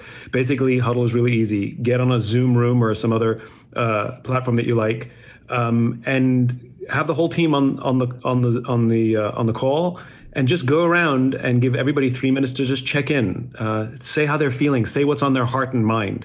It's not about work. Checking in. A huddle is not about work. It's not about discussing projects or to-do lists. You can do that at another call and another time. But establish a habit of every single Monday getting everyone online and looking at each other on a screen and checking in and telling people how you feel. It'll help you stay connected. It helps maintain trust and helps maintain relationships. Good luck, everyone. Take care of yourselves and take care of each other. Bye. Yeah, so that was a few weeks back, just before the lockdown started in the States. And yeah, I mean, the importance of a huddle and not work related, just literally checking in and seeing what's going on for people. I think that's hugely valuable. Rafael, we're going to shift the focus to you and to mindfulness, mental health and well-being, more important than ever. How are you working with your clients to help them with their mental health? What are some of the practical insights and strategies that you've been implementing? And maybe you can share some of those, and maybe we can actually experience it for ourselves here this evening. Yeah, okay. Well, thank you so much. Before that, I'd like to share, there's a Malawian proverb that says, be wary when it doesn't say, it says, if you are leading and nobody is following, you're merely taking a walk. And I think, what's happened with the COVID-19 crisis, it's really revealed what organizations are like. And it's also revealed us as people, so the key words have been leadership in this time. So compassionate leadership, but also self-leadership, and self-management and managing our organizations play such a huge role just in terms of how we all show up, whether at a big scale organization or just as individuals. One of the running jokes we have as Mind Revolution is that, the best thing about the COVID-19 crisis is that you cannot avoid yourself. And the worst thing about it is that you cannot avoid yourself. And, just in terms of implementing tools and strategies with the various organizations that we're working with, it's really been such an interesting time to understand their culture. We spoke about the importance of culture, but also seeing just how important well-being of their staff has been quite fascinating. And so mindfulness practices, mindfulness is based on neuroscience and neuroplasticity, and that's the brain's ability to adapt and to change shape depending on how you train the muscles of the brain. And that's really the angle that we take, self-leadership, self-management. Another thing that we speak about quite a lot is that, yes, the coronavirus is contagious, but there are other things that are contagious too, in terms of leadership and in terms of self-leadership. So patience is contagious. Kindness is contagious. Compassion is contagious. We had a webinar with some of your colleagues, Amanda, last week, the HR community, Guelo and Steve and Trevor. And what we really see is the willingness of community. And that's been something that we've really tried to bring out with all the people that we work with, is the willingness of community. And for the first time, people are really seeing one another as human beings as we operate from these remote spaces. We're not in the office. Yes, we have the urgency of the tasks that we have to fulfill. Seshini from Discovery was sharing with me that, one of the things that Adrian was saying is that this is not the time to micromanage, because people are trying to find different ways to manage themselves. So self-management is one of the key things. And General Begigele told us that we have no choice but to stay sober. And that's one of the practices that we have.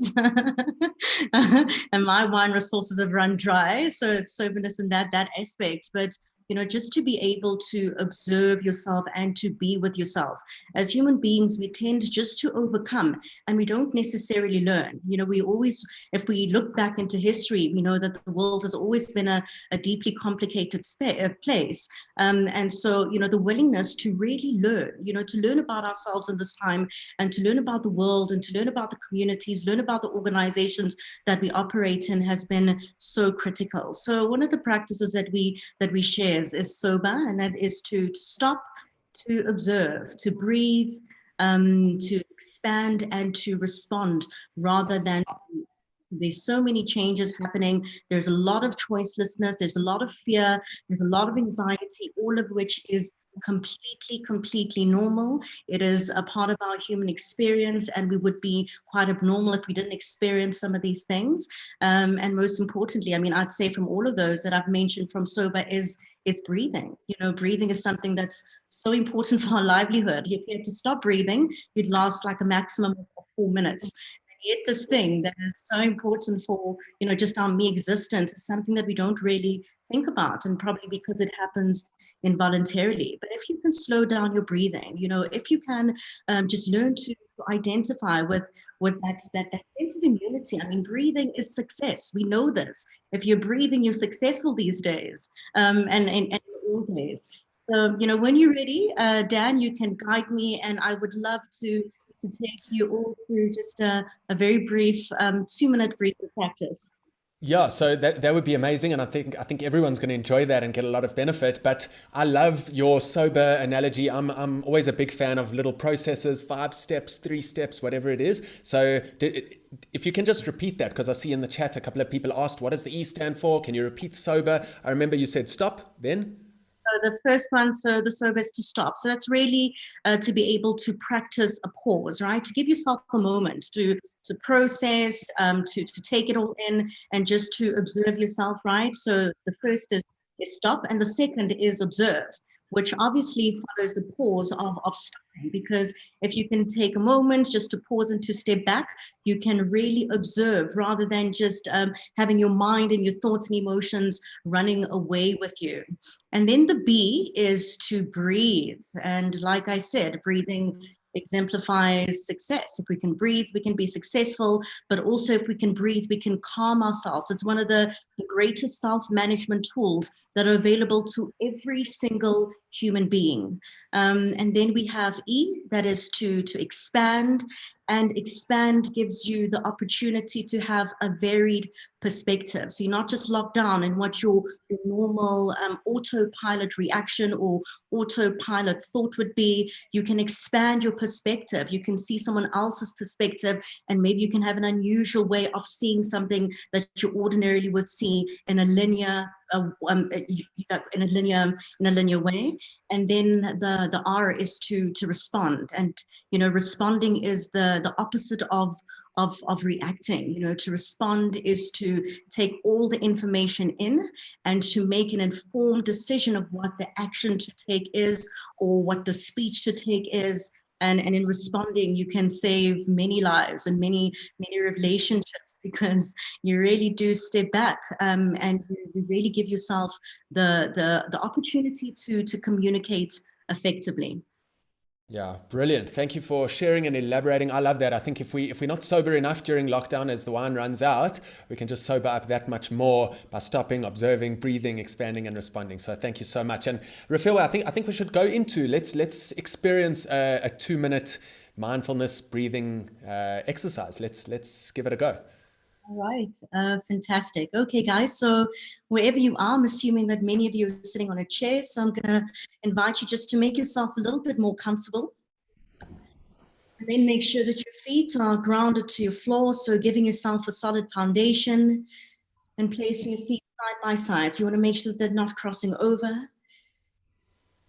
And then finding a comfortable position for your hands, so either placing one palm on top of the other in your lap, or if you're sitting at a table, you're welcome to place your hands on the table. It's just important that you relax your hands. And then just having your spine straight and strong, so dignified, a great posture to help you to relax. And then actively relaxing your shoulders, so dropping your shoulders down. And without dropping your head down, just very gently tucking your chin towards your chest. And then soften and relax your jaw, completely relax your belly. And then just take a moment to close your eyes. So in closing your eyes, you help to withdraw your senses. You're not distracted by everything that you see around you.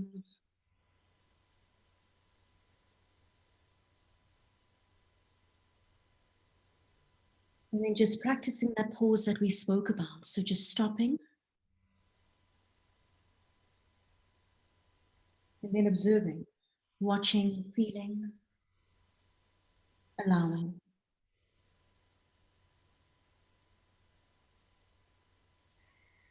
And so all the time we're asked, how are you? And all the time we respond, quite lazily sometimes, I'm well, I'm fine, I'm sad. And this is an opportunity just to really check in on how you are. How are you feeling? What thoughts are arising?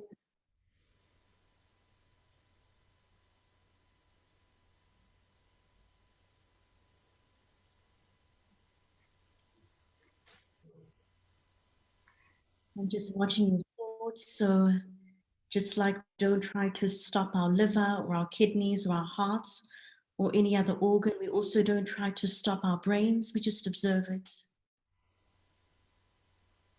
We allow it to show us our thoughts.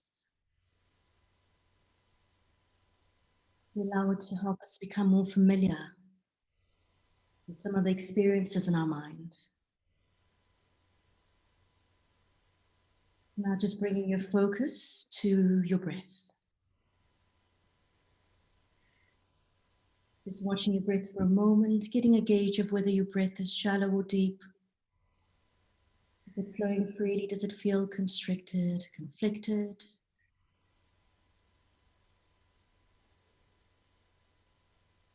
And as we observe our breath, doing so, bearing the mindful attitudes in mind, we do so non-judgmentally, non-reactively, open-heartedly.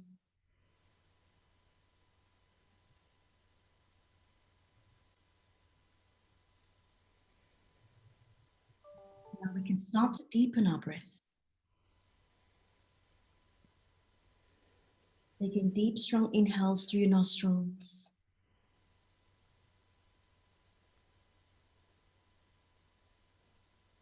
And then big, strong exhales out through your nostrils again.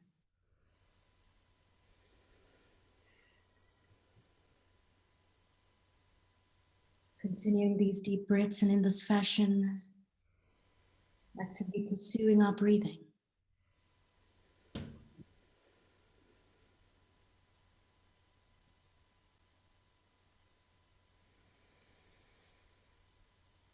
You may find that it helps to stay focused on your breath if you count your breath.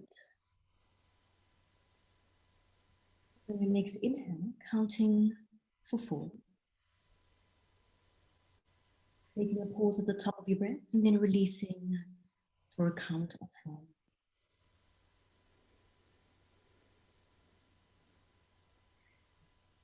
When you start to get distracted by your thoughts, no worries, no drama. Without judgment, just gently returning your focus to your breathing.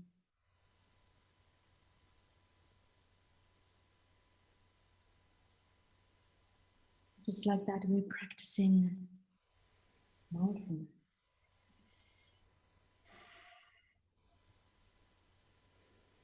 Paying attention to what we're paying attention to.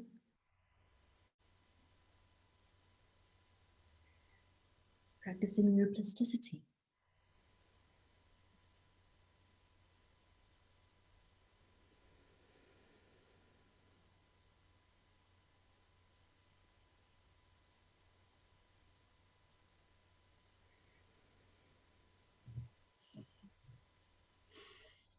Relaxing your jaw again.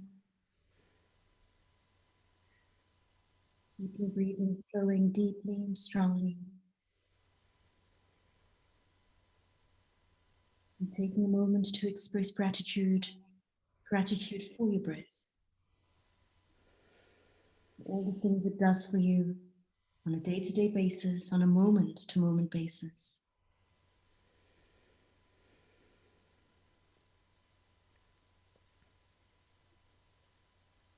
All right, let's take one deep inhale together.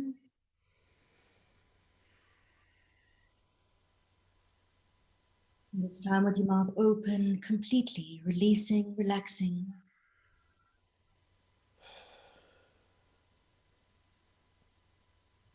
And once again, just taking a moment to observe and just to feel how you are now.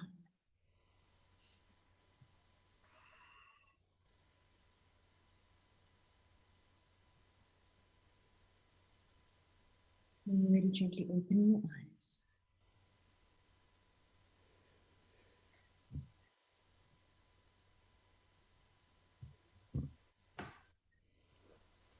Amanda, you look like you're going to fall off the chair. Wow, that was great. That was amazing. I feel so much better. Mother of Keep 6 going. kids. You said a mother of 6 kids closed her eyes. You might not wake her up. Great, thank you, Rafila. Thank you. So for our viewers at home, if they want to start integrating some mindfulness techniques and some practical tips for the coming days and coming weeks, so I think SAJR is a great place to start. In terms of mindfulness, do you have any recommendation? Are there platforms that or apps or sites, YouTube videos? I'm sure there's a ton of stuff out there. I mean, what are your personal favorites? Well, my personal favorite is Mindful Revolution, Dan. Yes. And those are my daily mindfulness practices. We've been doing quite a lot of work, right? I mean, for example, tomorrow we're hosting something around mental health, and everything that we do, we incorporate mindfulness practices, but also understanding that mindfulness is not as complicated as we make it out to be, you know, and it also doesn't demand you taking 20 minutes or 30 minutes out, just 1 minute, you know, when you have an opportunity just to catch yourself, to observe yourself. A lot of the opinions that we have about things, even of ourselves, are not informed opinions, because we don't really stop to observe and to watch ourselves. So really welcome to reach out to me, and I'd love to share some tools and some practices. I'm sure you can share my contact details, but also there's so many ways that we can be mindful just in our day-to-day tasks, you know, how we take care of our family, and really seeing that as an act of service rather than a duty that we have to do, you know, just slowing down, appreciating the small things, our sense of sight, our sense of smell, our sense of touch, just, you know, engaging with ourselves in ways that are unusual, are all tools for mindfulness. Brilliant, brilliant. We're going to ask the audience a question. So how do you feel about mental wellness in your organization at the moment? Let's get a sense. Would you say it's under control and in a really good space, not so great, very concerning, maybe disastrous, or is it not applicable to you? Okay, so by the way, while you are answering that question, we got the poll up on the screen. We will share all of the contact details in an email together with the link to the recording tomorrow. So absolutely, we will definitely share that all tomorrow.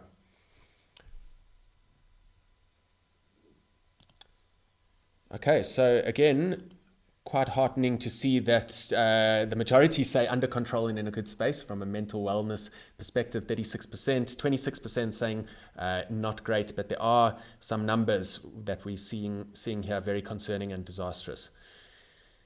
Okay, so thanks for your votes. I'm gonna ask Howie, have you been monitoring the Q&A? There have been a number of questions coming through. Howie, is there anything that you've spotted there in the Q&A that you think we should give to the panel to discuss? Yes, there are a lot of questions that have come in via the Q&A, and maybe we can actually do that. The first is from Glenda Lansky, who says, as an interior designer and specialist in space planning, does the team believe there's going to be a huge change in corporate space with health regulations? In essence, will there be a positive area for our industry to create using the space and facilities they have, social distancing, managed stations for sanitization, staff areas for entrances and departures? But I think the question is really about, what does office space look like in the future? So Howie, thanks for reading out that question. Did we direct that to anyone, or is there anyone on the panel who wants to volunteer there? To take it. Well, I'm happy to respond just with an example that of one of my clients, right? You know, one of the businesses that we service is APSA, and someone went into the office last week and shared that it looks like a completely different environment. It's definitely like the building that he left 6 weeks ago, or when lockdown began. You know, in the elevator, as you walk in, there's steps of where you can stand. As you move into the buildings, the open plan spaces are now being converted to isolated offices as they once were. So I think from an opportunity perspective and space planning, you know, just in my view and hearing that context, there will be opportunities for redesigning office spaces, because we all know that we can't afford to have the spaces as they were, especially in some of these corporates that have open plan spaces. And I do think I would add to that and say that I think that there'll be a phased approach to things, and that for now, absolutely, we single entrance screening as people come in, distance in terms of how people sit. Places like canteens and coffee shops inside our environments can't exist. They're closed now; they can't exist as they used to. But if I was to answer the question of, is the way in which we've lived, like open plan, dead, I would say no.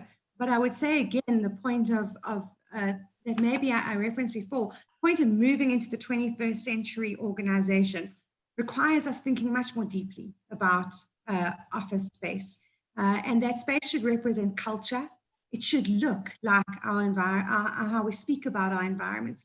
If we speak about transparent environments that have high degrees of freedom, and then people are constrained to a desk and a space and a cubicle, that's not living the culture. We should create spaces where people connect, spaces where people eat together, where they work together, where they collaborate in far more interesting ways. And so if this accelerates that, another positive thing will have come out of COVID. The social distancing and we also have, standing at distances and not being close to each other.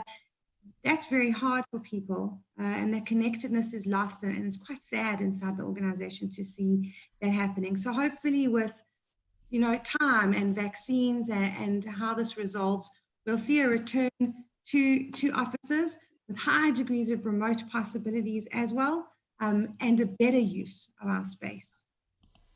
Great. Thank you. I've launched a poll. Sorry, Howie. I've launched a poll here saying, if lockdown were to end this evening, what would you want to do tomorrow morning? Would you go straight back into the office? Would you work from home as much as possible for as long as possible? Would you try and find your own unique balance, or is it not applicable to you? Again, apologies. I actually haven't mentioned this, but the polls don't come through on YouTube, so we do apologize for that. There's nothing we can do about that. So if you're on Zoom, give us your votes there in the next couple of seconds. And interesting results. We can end that and share the results here. Okay, and 44% saying they would try to find a balance. Okay, 17% saying straight back into the office ASAP. And there's 30% of people that are saying work from home as much as possible for as long as possible. I think that speaks to the people who have found their groove and found that work-life balance, work-family life, cooking, cleaning balance, which is not easy, but I think people are finding their groove. Howie, anything else interesting in the Q&A that is worth discussing now? A lot, Dan. So just a reminder to everyone watching, if you have a question for the panels, please click on the Q&A button at the bottom of your screen. That's the way to ask the panel a question. And we have a question from Safisa, and I'd like to direct this at Yael because it's about performance management. And Safisa says, in a world of work where output was measured using KPIs, what's appropriate in our new way of working? As our businesses have shifted, are we still going to be performance managed in the same way? Okay, such an interesting question. And I think I touched on it a little bit earlier that our businesses have really had to pivot when it comes to performance management. So maybe just to give you some experience shares, just from what we're seeing at this point in time with our own team, for example, and with some of our clients, is that, and I think what's really important for me to talk about is that this is in the SME market.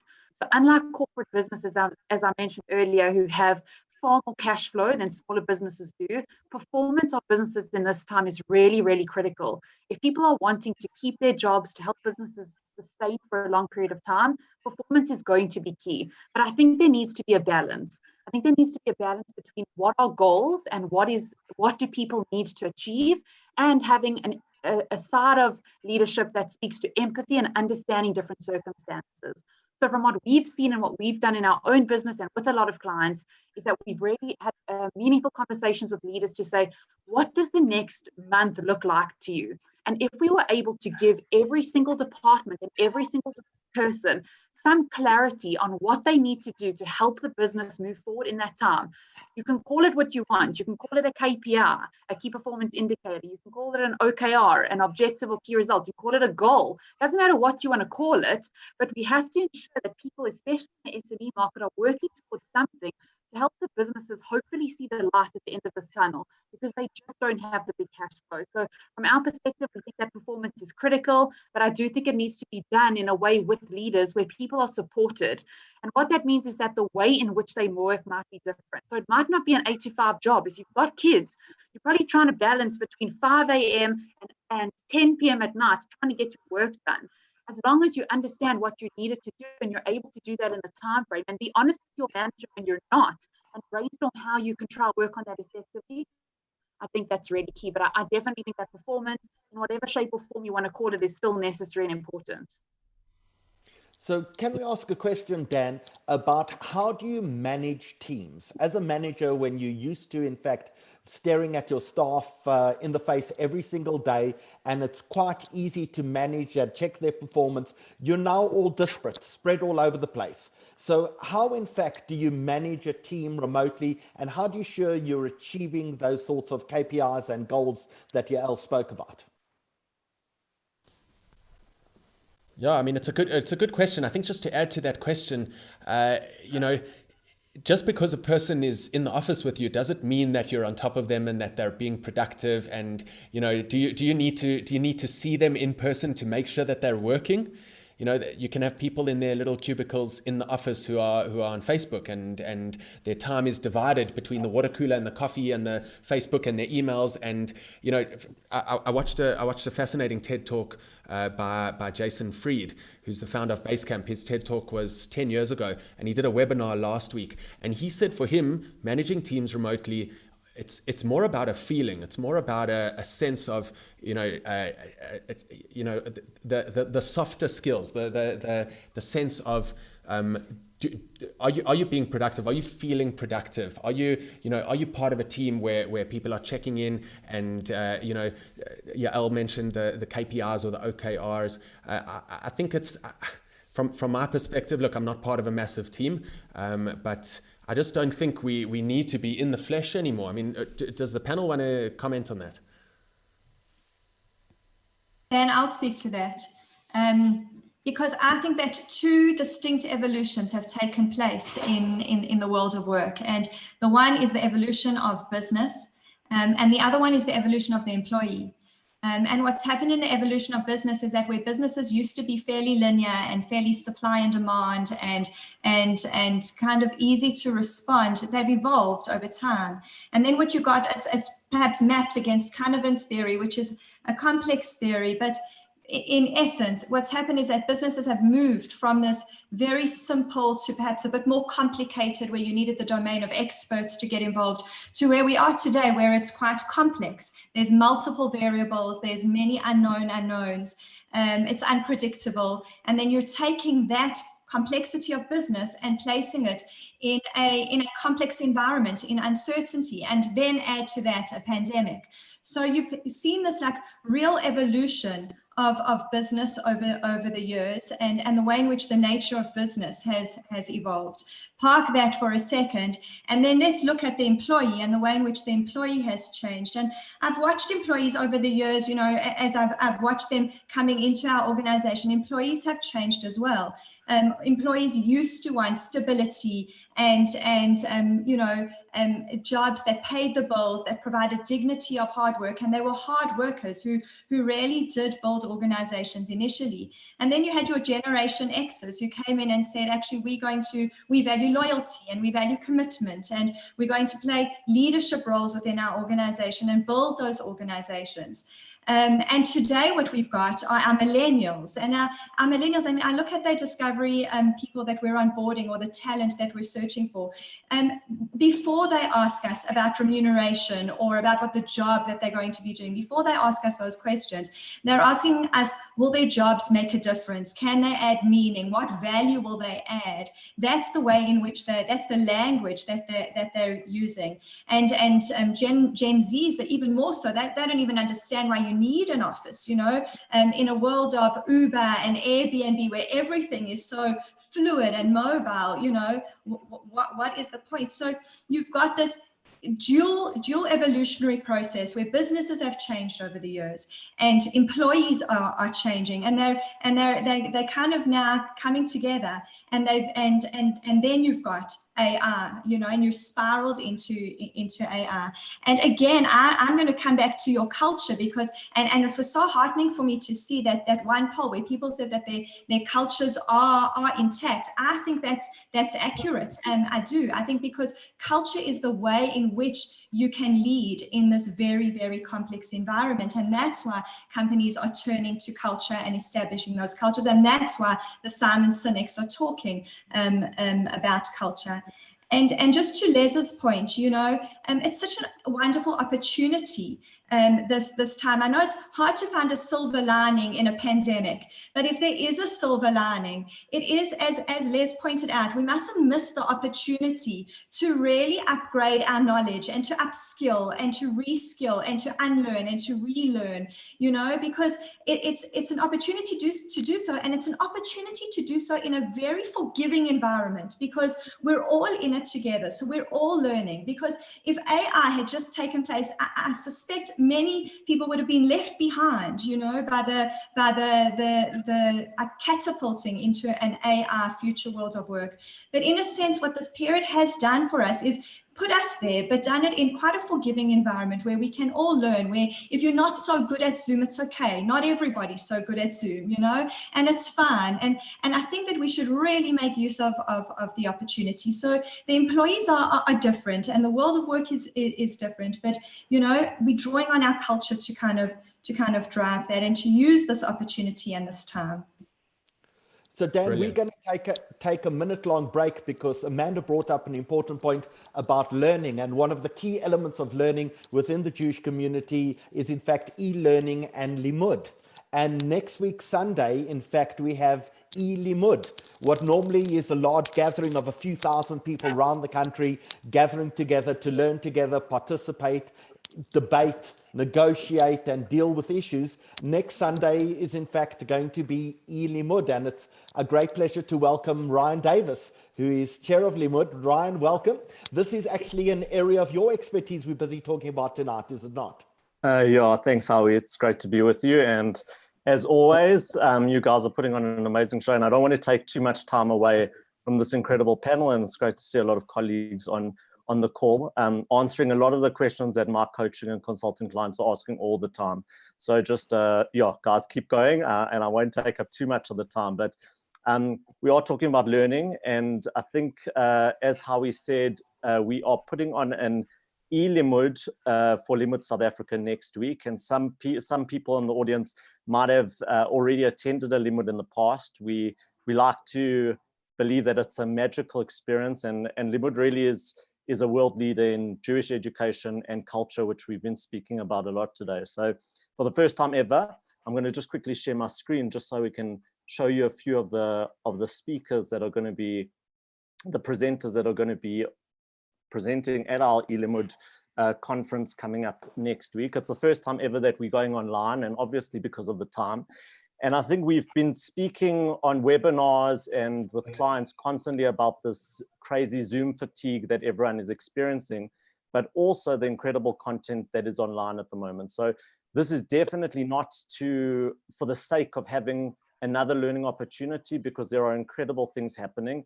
But I think what for me is the simplest way to put it is that just as the South African Jewish Report is creating a space to grow Jewish community and sustainable communities of the future, that's really what Limmud is all about.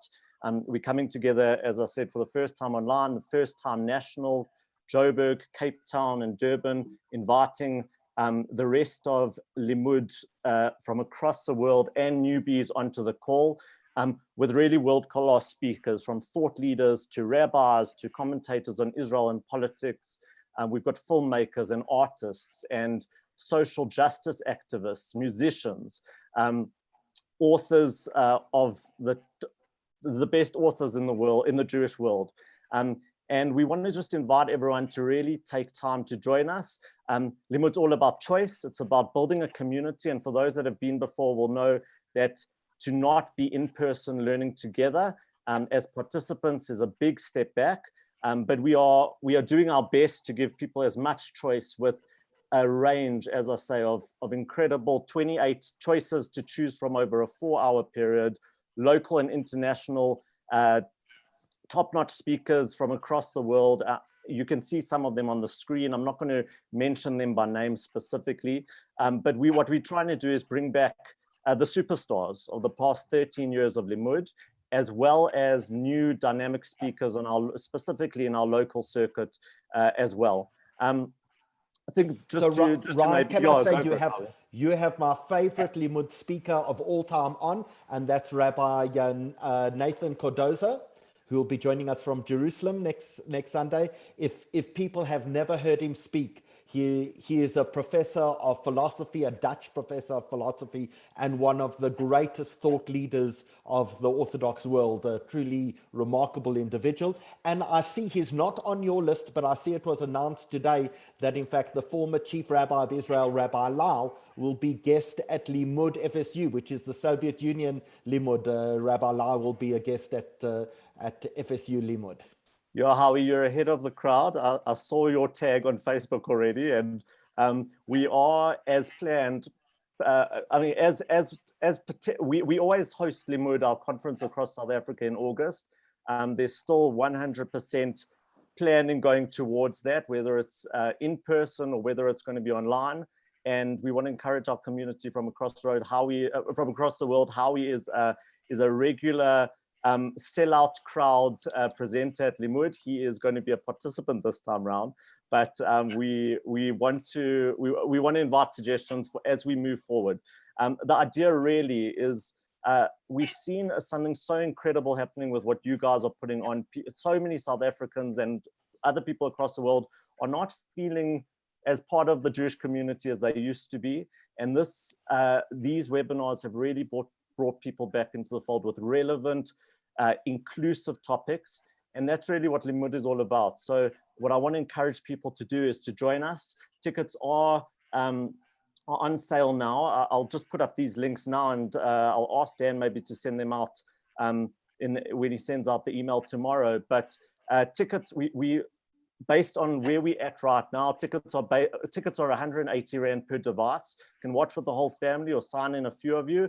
And because of what we're going through right now, if you've been affected by COVID-19, tickets are available at 18 Rand to anyone that can join. This is really about bringing as many people on board to feel the magic of this community, this Limmud community, and to find whatever it is, whether it's social justice or Torah or art and culture or Zionism or literature, whatever it is that connects you to Judaism and the Jewish community, you're going to find it there. So we want to invite you, and we can't wait to, I suppose, in brackets, see you there. Fantastic. Thank you, Ryan. Thank you so much. Will you post the details of where we can book tickets into the chat section of this Zoom? And I'm sure a lot of people will, in fact, be booking. And once again, next Sunday afternoon, 2 p.m. to 6 p.m. Is that correct?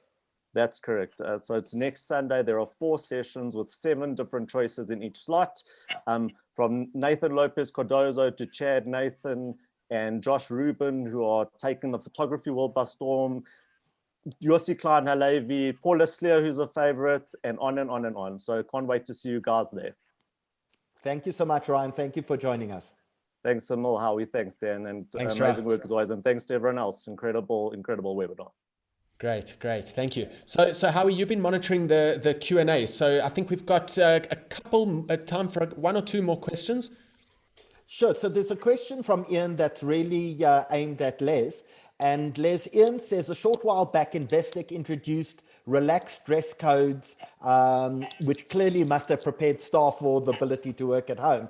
But what impacted that, kind of the relaxed dress codes, the fact that you could take as much leave as you want? How did that impact on the business, and how did that impact on really the efficiency and the productivity of the business? So I think that it's been well formulated, that idea. And absolutely, like I've been referencing the whole conversation, we're moving towards the 21st century organization. We're accelerating the pace that the organization moves to really be cutting edge and reflect an age of wisdom, this 4th industrial revolution that is upon us. It has positioned us exceedingly well, thankfully, for the time that we're in. And really the reason why is because we took away aspects such as dress that was about constraint and about instructing people what to do, and gave high levels of freedom and said, dress for your day. We didn't relax the dress code and say, don't wear a suit. We said, just dress for your day and wear whatever it is that you need to wear for that day in order to do your work in that day. Similarly with leave, really what we went after with leave was to say, we focus on output. We want to redefine time inside this organization, and we don't just want to remunerate you for time, we want to remunerate you for value. We're about output. And it would go to the previous question, even on performance. We're after performance. It's we are high performing environments, all of us, and we're after seeking the best of people. But people know how they perform best, and it's not within necessarily the constraints that we all put upon people. So I think the remote nature of what's obviously happened now, and a balanced version of time, lends itself well to the idea of flexible leave and time, relaxed dress. I mean, I'm assuming people have been in their pajamas for days and weeks now, and the idea of getting back into a suit will be very hard for many people going forward. But really also what we encourage, and I think it also refers to a previous question around leadership, really what we've encouraged in leadership is to say the art of and the mastery of leadership is high levels of empathy while understanding value. And if you can balance these two things, an organization that's strong on empathy, but with an exceptional focus on value. What is value creation? What creates commercial value for the end client at the end of the day? You have a heady mix that would give really good results to an organization, and your culture underpins that. Thanks, Les. So, sorry, Howie, just to add to that, I'll mention that I put on a pair of jeans for this occasion. So that's the first time in a while. And secondly, I've just noticed the word empathy come up a lot in this conversation, and I've heard it a lot spoken about over especially the past few weeks and months. And I also noticed a comment in the chat saying, how are other countries coping? Israel, the US, the UK, are we taking examples from them? Can we provide examples to them? So I have to mention a leader of New Zealand, the leader of New Zealand, the Prime Minister, who's in my opinion, and according to a lot of sources, getting it right. I know we're talking about work here, but leadership as a topic has been a main theme of this evening. So I have to mention Jacinda Ardern. She is 39 years old. If you don't know, New Zealand's Prime Minister may be the most effective leader on the planet right now. And her leadership style focused on empathy isn't just resonating with her people, it's putting the country on track for success against the coronavirus. And I have to play you a few seconds of a little clip. This was just as they were entering their lockdown, probably about 6 weeks ago. I'm going to make sure that my sound is on, and I'm going to play you a few seconds because she was in her hoodie at home and sharing some of shouldn't be going out to work. And those essential services are really... Okay, so we're having a problem with that video there, but you can look her up, and for me that's just an amazing example of just really showing compassion and empathy. And as Les said, obviously finding that balance between the empathy and compassion together with the value. We can't just have empathy and compassion. Where's the actual value? And I think finding that balance is critical, but a real focus now more than ever on empathy and compassion. I want to maybe direct the question at Ian. He told us earlier when we were doing a test run for this that maybe he was bringing the age of this panel up a little. But there is a question about, I think when Amanda and Les talk about the sort of companies that they deal with, these are very young, youthful companies. But there are companies with a more aged population of employees, people who are not as tech savvy as maybe some of the people who are coming in kind of straight after graduating. And how, in fact, do you deal with a culture where everything's moved over to technology and maybe the older generation in the workplace are not as comfortable in using that tech as the youngsters are? So, right, I think that's a very interesting question because it's about paradigm shifting. It's about trying to get people to understand the need for change and the need to go into this new world with us and not get left behind. And it can be challenging for people. They're afraid of technology, the older generation. And so you have to really work with them and you have to get them to understand what it's all about. And once again, it comes back to leadership. And leadership is the key, I think, for all of this, is to get people on board with you, to get everybody in the organization, regardless of who they are, how old they are, what they look like, where they come from, to all have a sense of belonging in the organization. And that's what we're doing at the Hatch Institute now, is we're trying to develop leaders. And one of the things that we're trying to do at the time is to get leaders to understand their own personal development. And what has happened a lot in organizations over the years is that we try and get leaders to make changes in organizations. We try and get them to change cultures. But unfortunately, we don't always get them to change themselves. And there's often a lot of things that need to change within the leaders themselves in order for them to have a positive influence on the rest of the organization. And so we do a whole personal development program for people, and we get them to understand what are the things that may be blocking them in their lives, what are their blind spots, what are their unconscious biases, what are their fears, what are their ego issues, and all of those things, so that they can ultimately change and become influential as leaders. Because if you can't change an organization or a culture if you haven't been able to transform yourself. So that's one of the things that we're doing at Hatchins. So the personal development of leaders is one of the key things going forward in this country, as far as I'm concerned. So Dan, there is a message as well that's coming from Donna Druin. And I think it's justifiable criticism in some way. She says, it's one thing to hear from Les and from Amanda. They work for huge corporations with massive budgets, with big human resources departments. It's easy for them to talk. There's budget to do all of these things. But it's a very different world out there if you deal with the world of the restaurants and the hairdressers and the nail salons. And in a smaller environment, this is much more difficult. And maybe Yael can speak to that, because Yael does deal in the SME space with non-corporatized entrepreneurial environments. And how are some of your clients dealing with what's happening at the moment? Okay. So Howie, it's such a tough question to answer. Obviously, each industry and business is so different. I think we have seen a lot of our clients moving on to short time, because ultimately they cannot sustain paying their employees on an ongoing basis. I know in our business, preserving the jobs of our employees was really something so critical. And as a leadership team, Bianca and I chose to take cuts in our own salaries just to ensure that we can secure our employees. And that's been something that's been really meaningful for us and something that we really wanted to do. But I think for small businesses, it's just not that easy. So, our business has launched a whole lot of articles on how to manage Corona. We've tried to do those for free so any businesses can access them. Even our clients who haven't been able to afford our services during this time, we've landed up offering them quite a bit of work for free, sharing resources with them at no cost whatsoever, just to try and help them in the best possible way we can.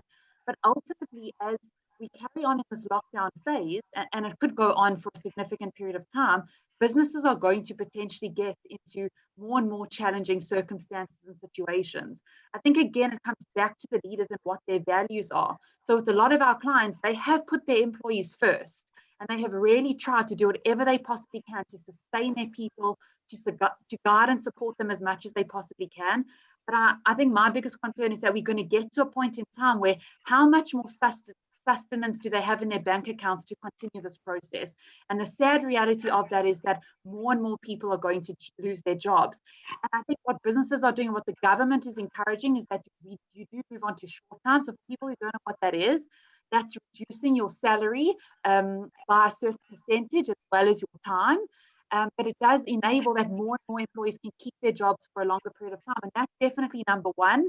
And if that's not possible, it's a sad reality that businesses land up moving into positions of retrenchment. At this point in time, we haven't seen a ton of our clients actually doing that. And we kind of are pushing them in the best possible way. But that's why the performance conversation is so critical.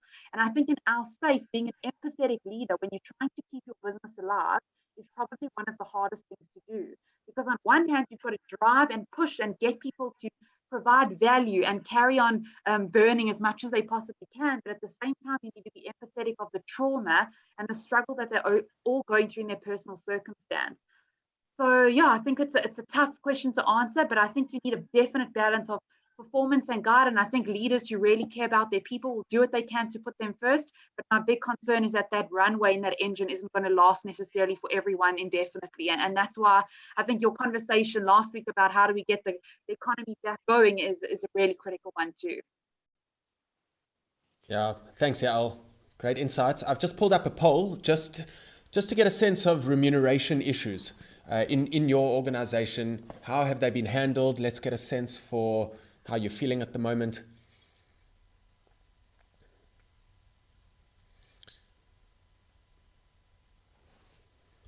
Okay, it is heartening to see the numbers coming in.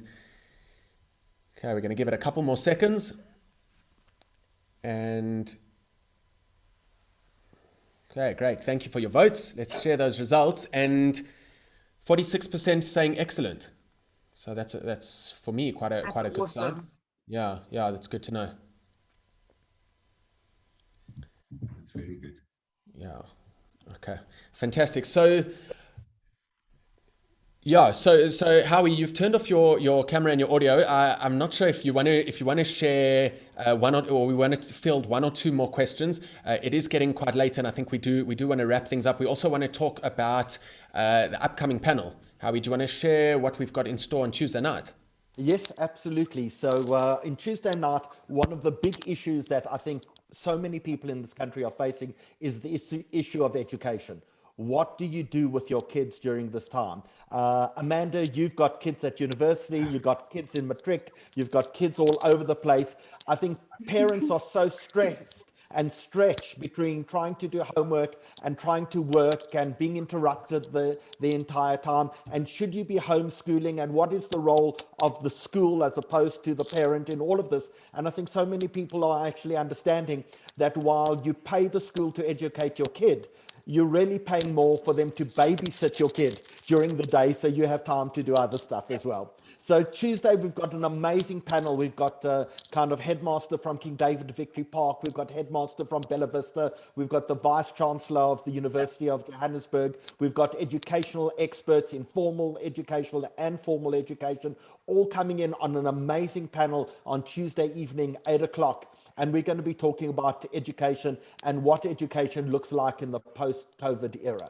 So for all the parents out there, we think it will be an enormously practical, useful panel to try get everyone to try create some level of sanity in education during this process. And we'll be touching on education of all ages, university education, high school, primary education, all together. So Dan, that's coming up on Tuesday night, and that is our next panel as well. Yeah, and the link is not live yet, but that will be the 18th panel. So the link will be the same as all the other ones, but just with an 18 at the end instead of the other numbers. And we will let you know as soon as that panel, that registration link is live. You will be hearing from us. You will be hearing from us tomorrow with the contact details and the YouTube links and everything that we shared this evening. And yeah, from my side, just a massive thank you to everybody who's tuned in, and a massive thank you to Howie for all of your help and charisma and enthusiasm in driving this, and to all of our remarkable panelists. It's been an absolute privilege to be up here engaging with you guys. So I've really enjoyed it, learned a lot, and I do trust that our viewers at home feel the same way. So thank you to all of you. Thank you. Thanks very much. Thank you, guys. Thank you. Cool. So how are we going to end with the video? There may still be some people out there who would like to make a contribution to make sure that the Juice Report can continue to publish. So Dan, if you don't mind playing our video one last time and leaving up the banking details for a few minutes, just a thank you to everyone, and we'll see you again on Tuesday evening.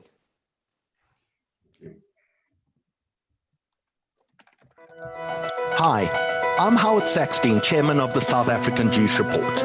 And we at the Juice Report believe that Jewish organizations would be made or broken by how they serve their community during this impossibly difficult time. Our first decision was to continue to publish and to deliver newspapers not just to shops, but to people's townhouses and apartment blocks as well. Because feeling part of a community is one of the greatest services we could ever deliver to the Jews of South Africa.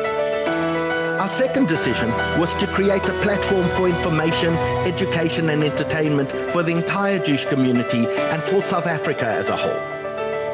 Over the past few weeks, we have created Zoom panels that have attracted tens of thousands of viewers. Some of the best healthcare specialists in South Africa gave practical advice on how to stay safe during Corona. Psychologists taught people how to stay sane, and wellness experts made sure that our minds and bodies were kept fit and healthy. One of the things we are most proud of is how we have highlighted the work done by so many Jews and Jewish organizations in feeding the needy and producing masks for both our own community as well as the townships. But now we at the Jewish Report face our own challenges to survive as advertising dries up. And so we are appealing to you. If you are one of our 55,000 readers, or if you are amongst the tens of thousands of people who have enjoyed our Zoom panels, now we at the Jewish Report are asking for your support. Please give generously to us so we can continue to publish and continue to serve you in this remarkable fashion.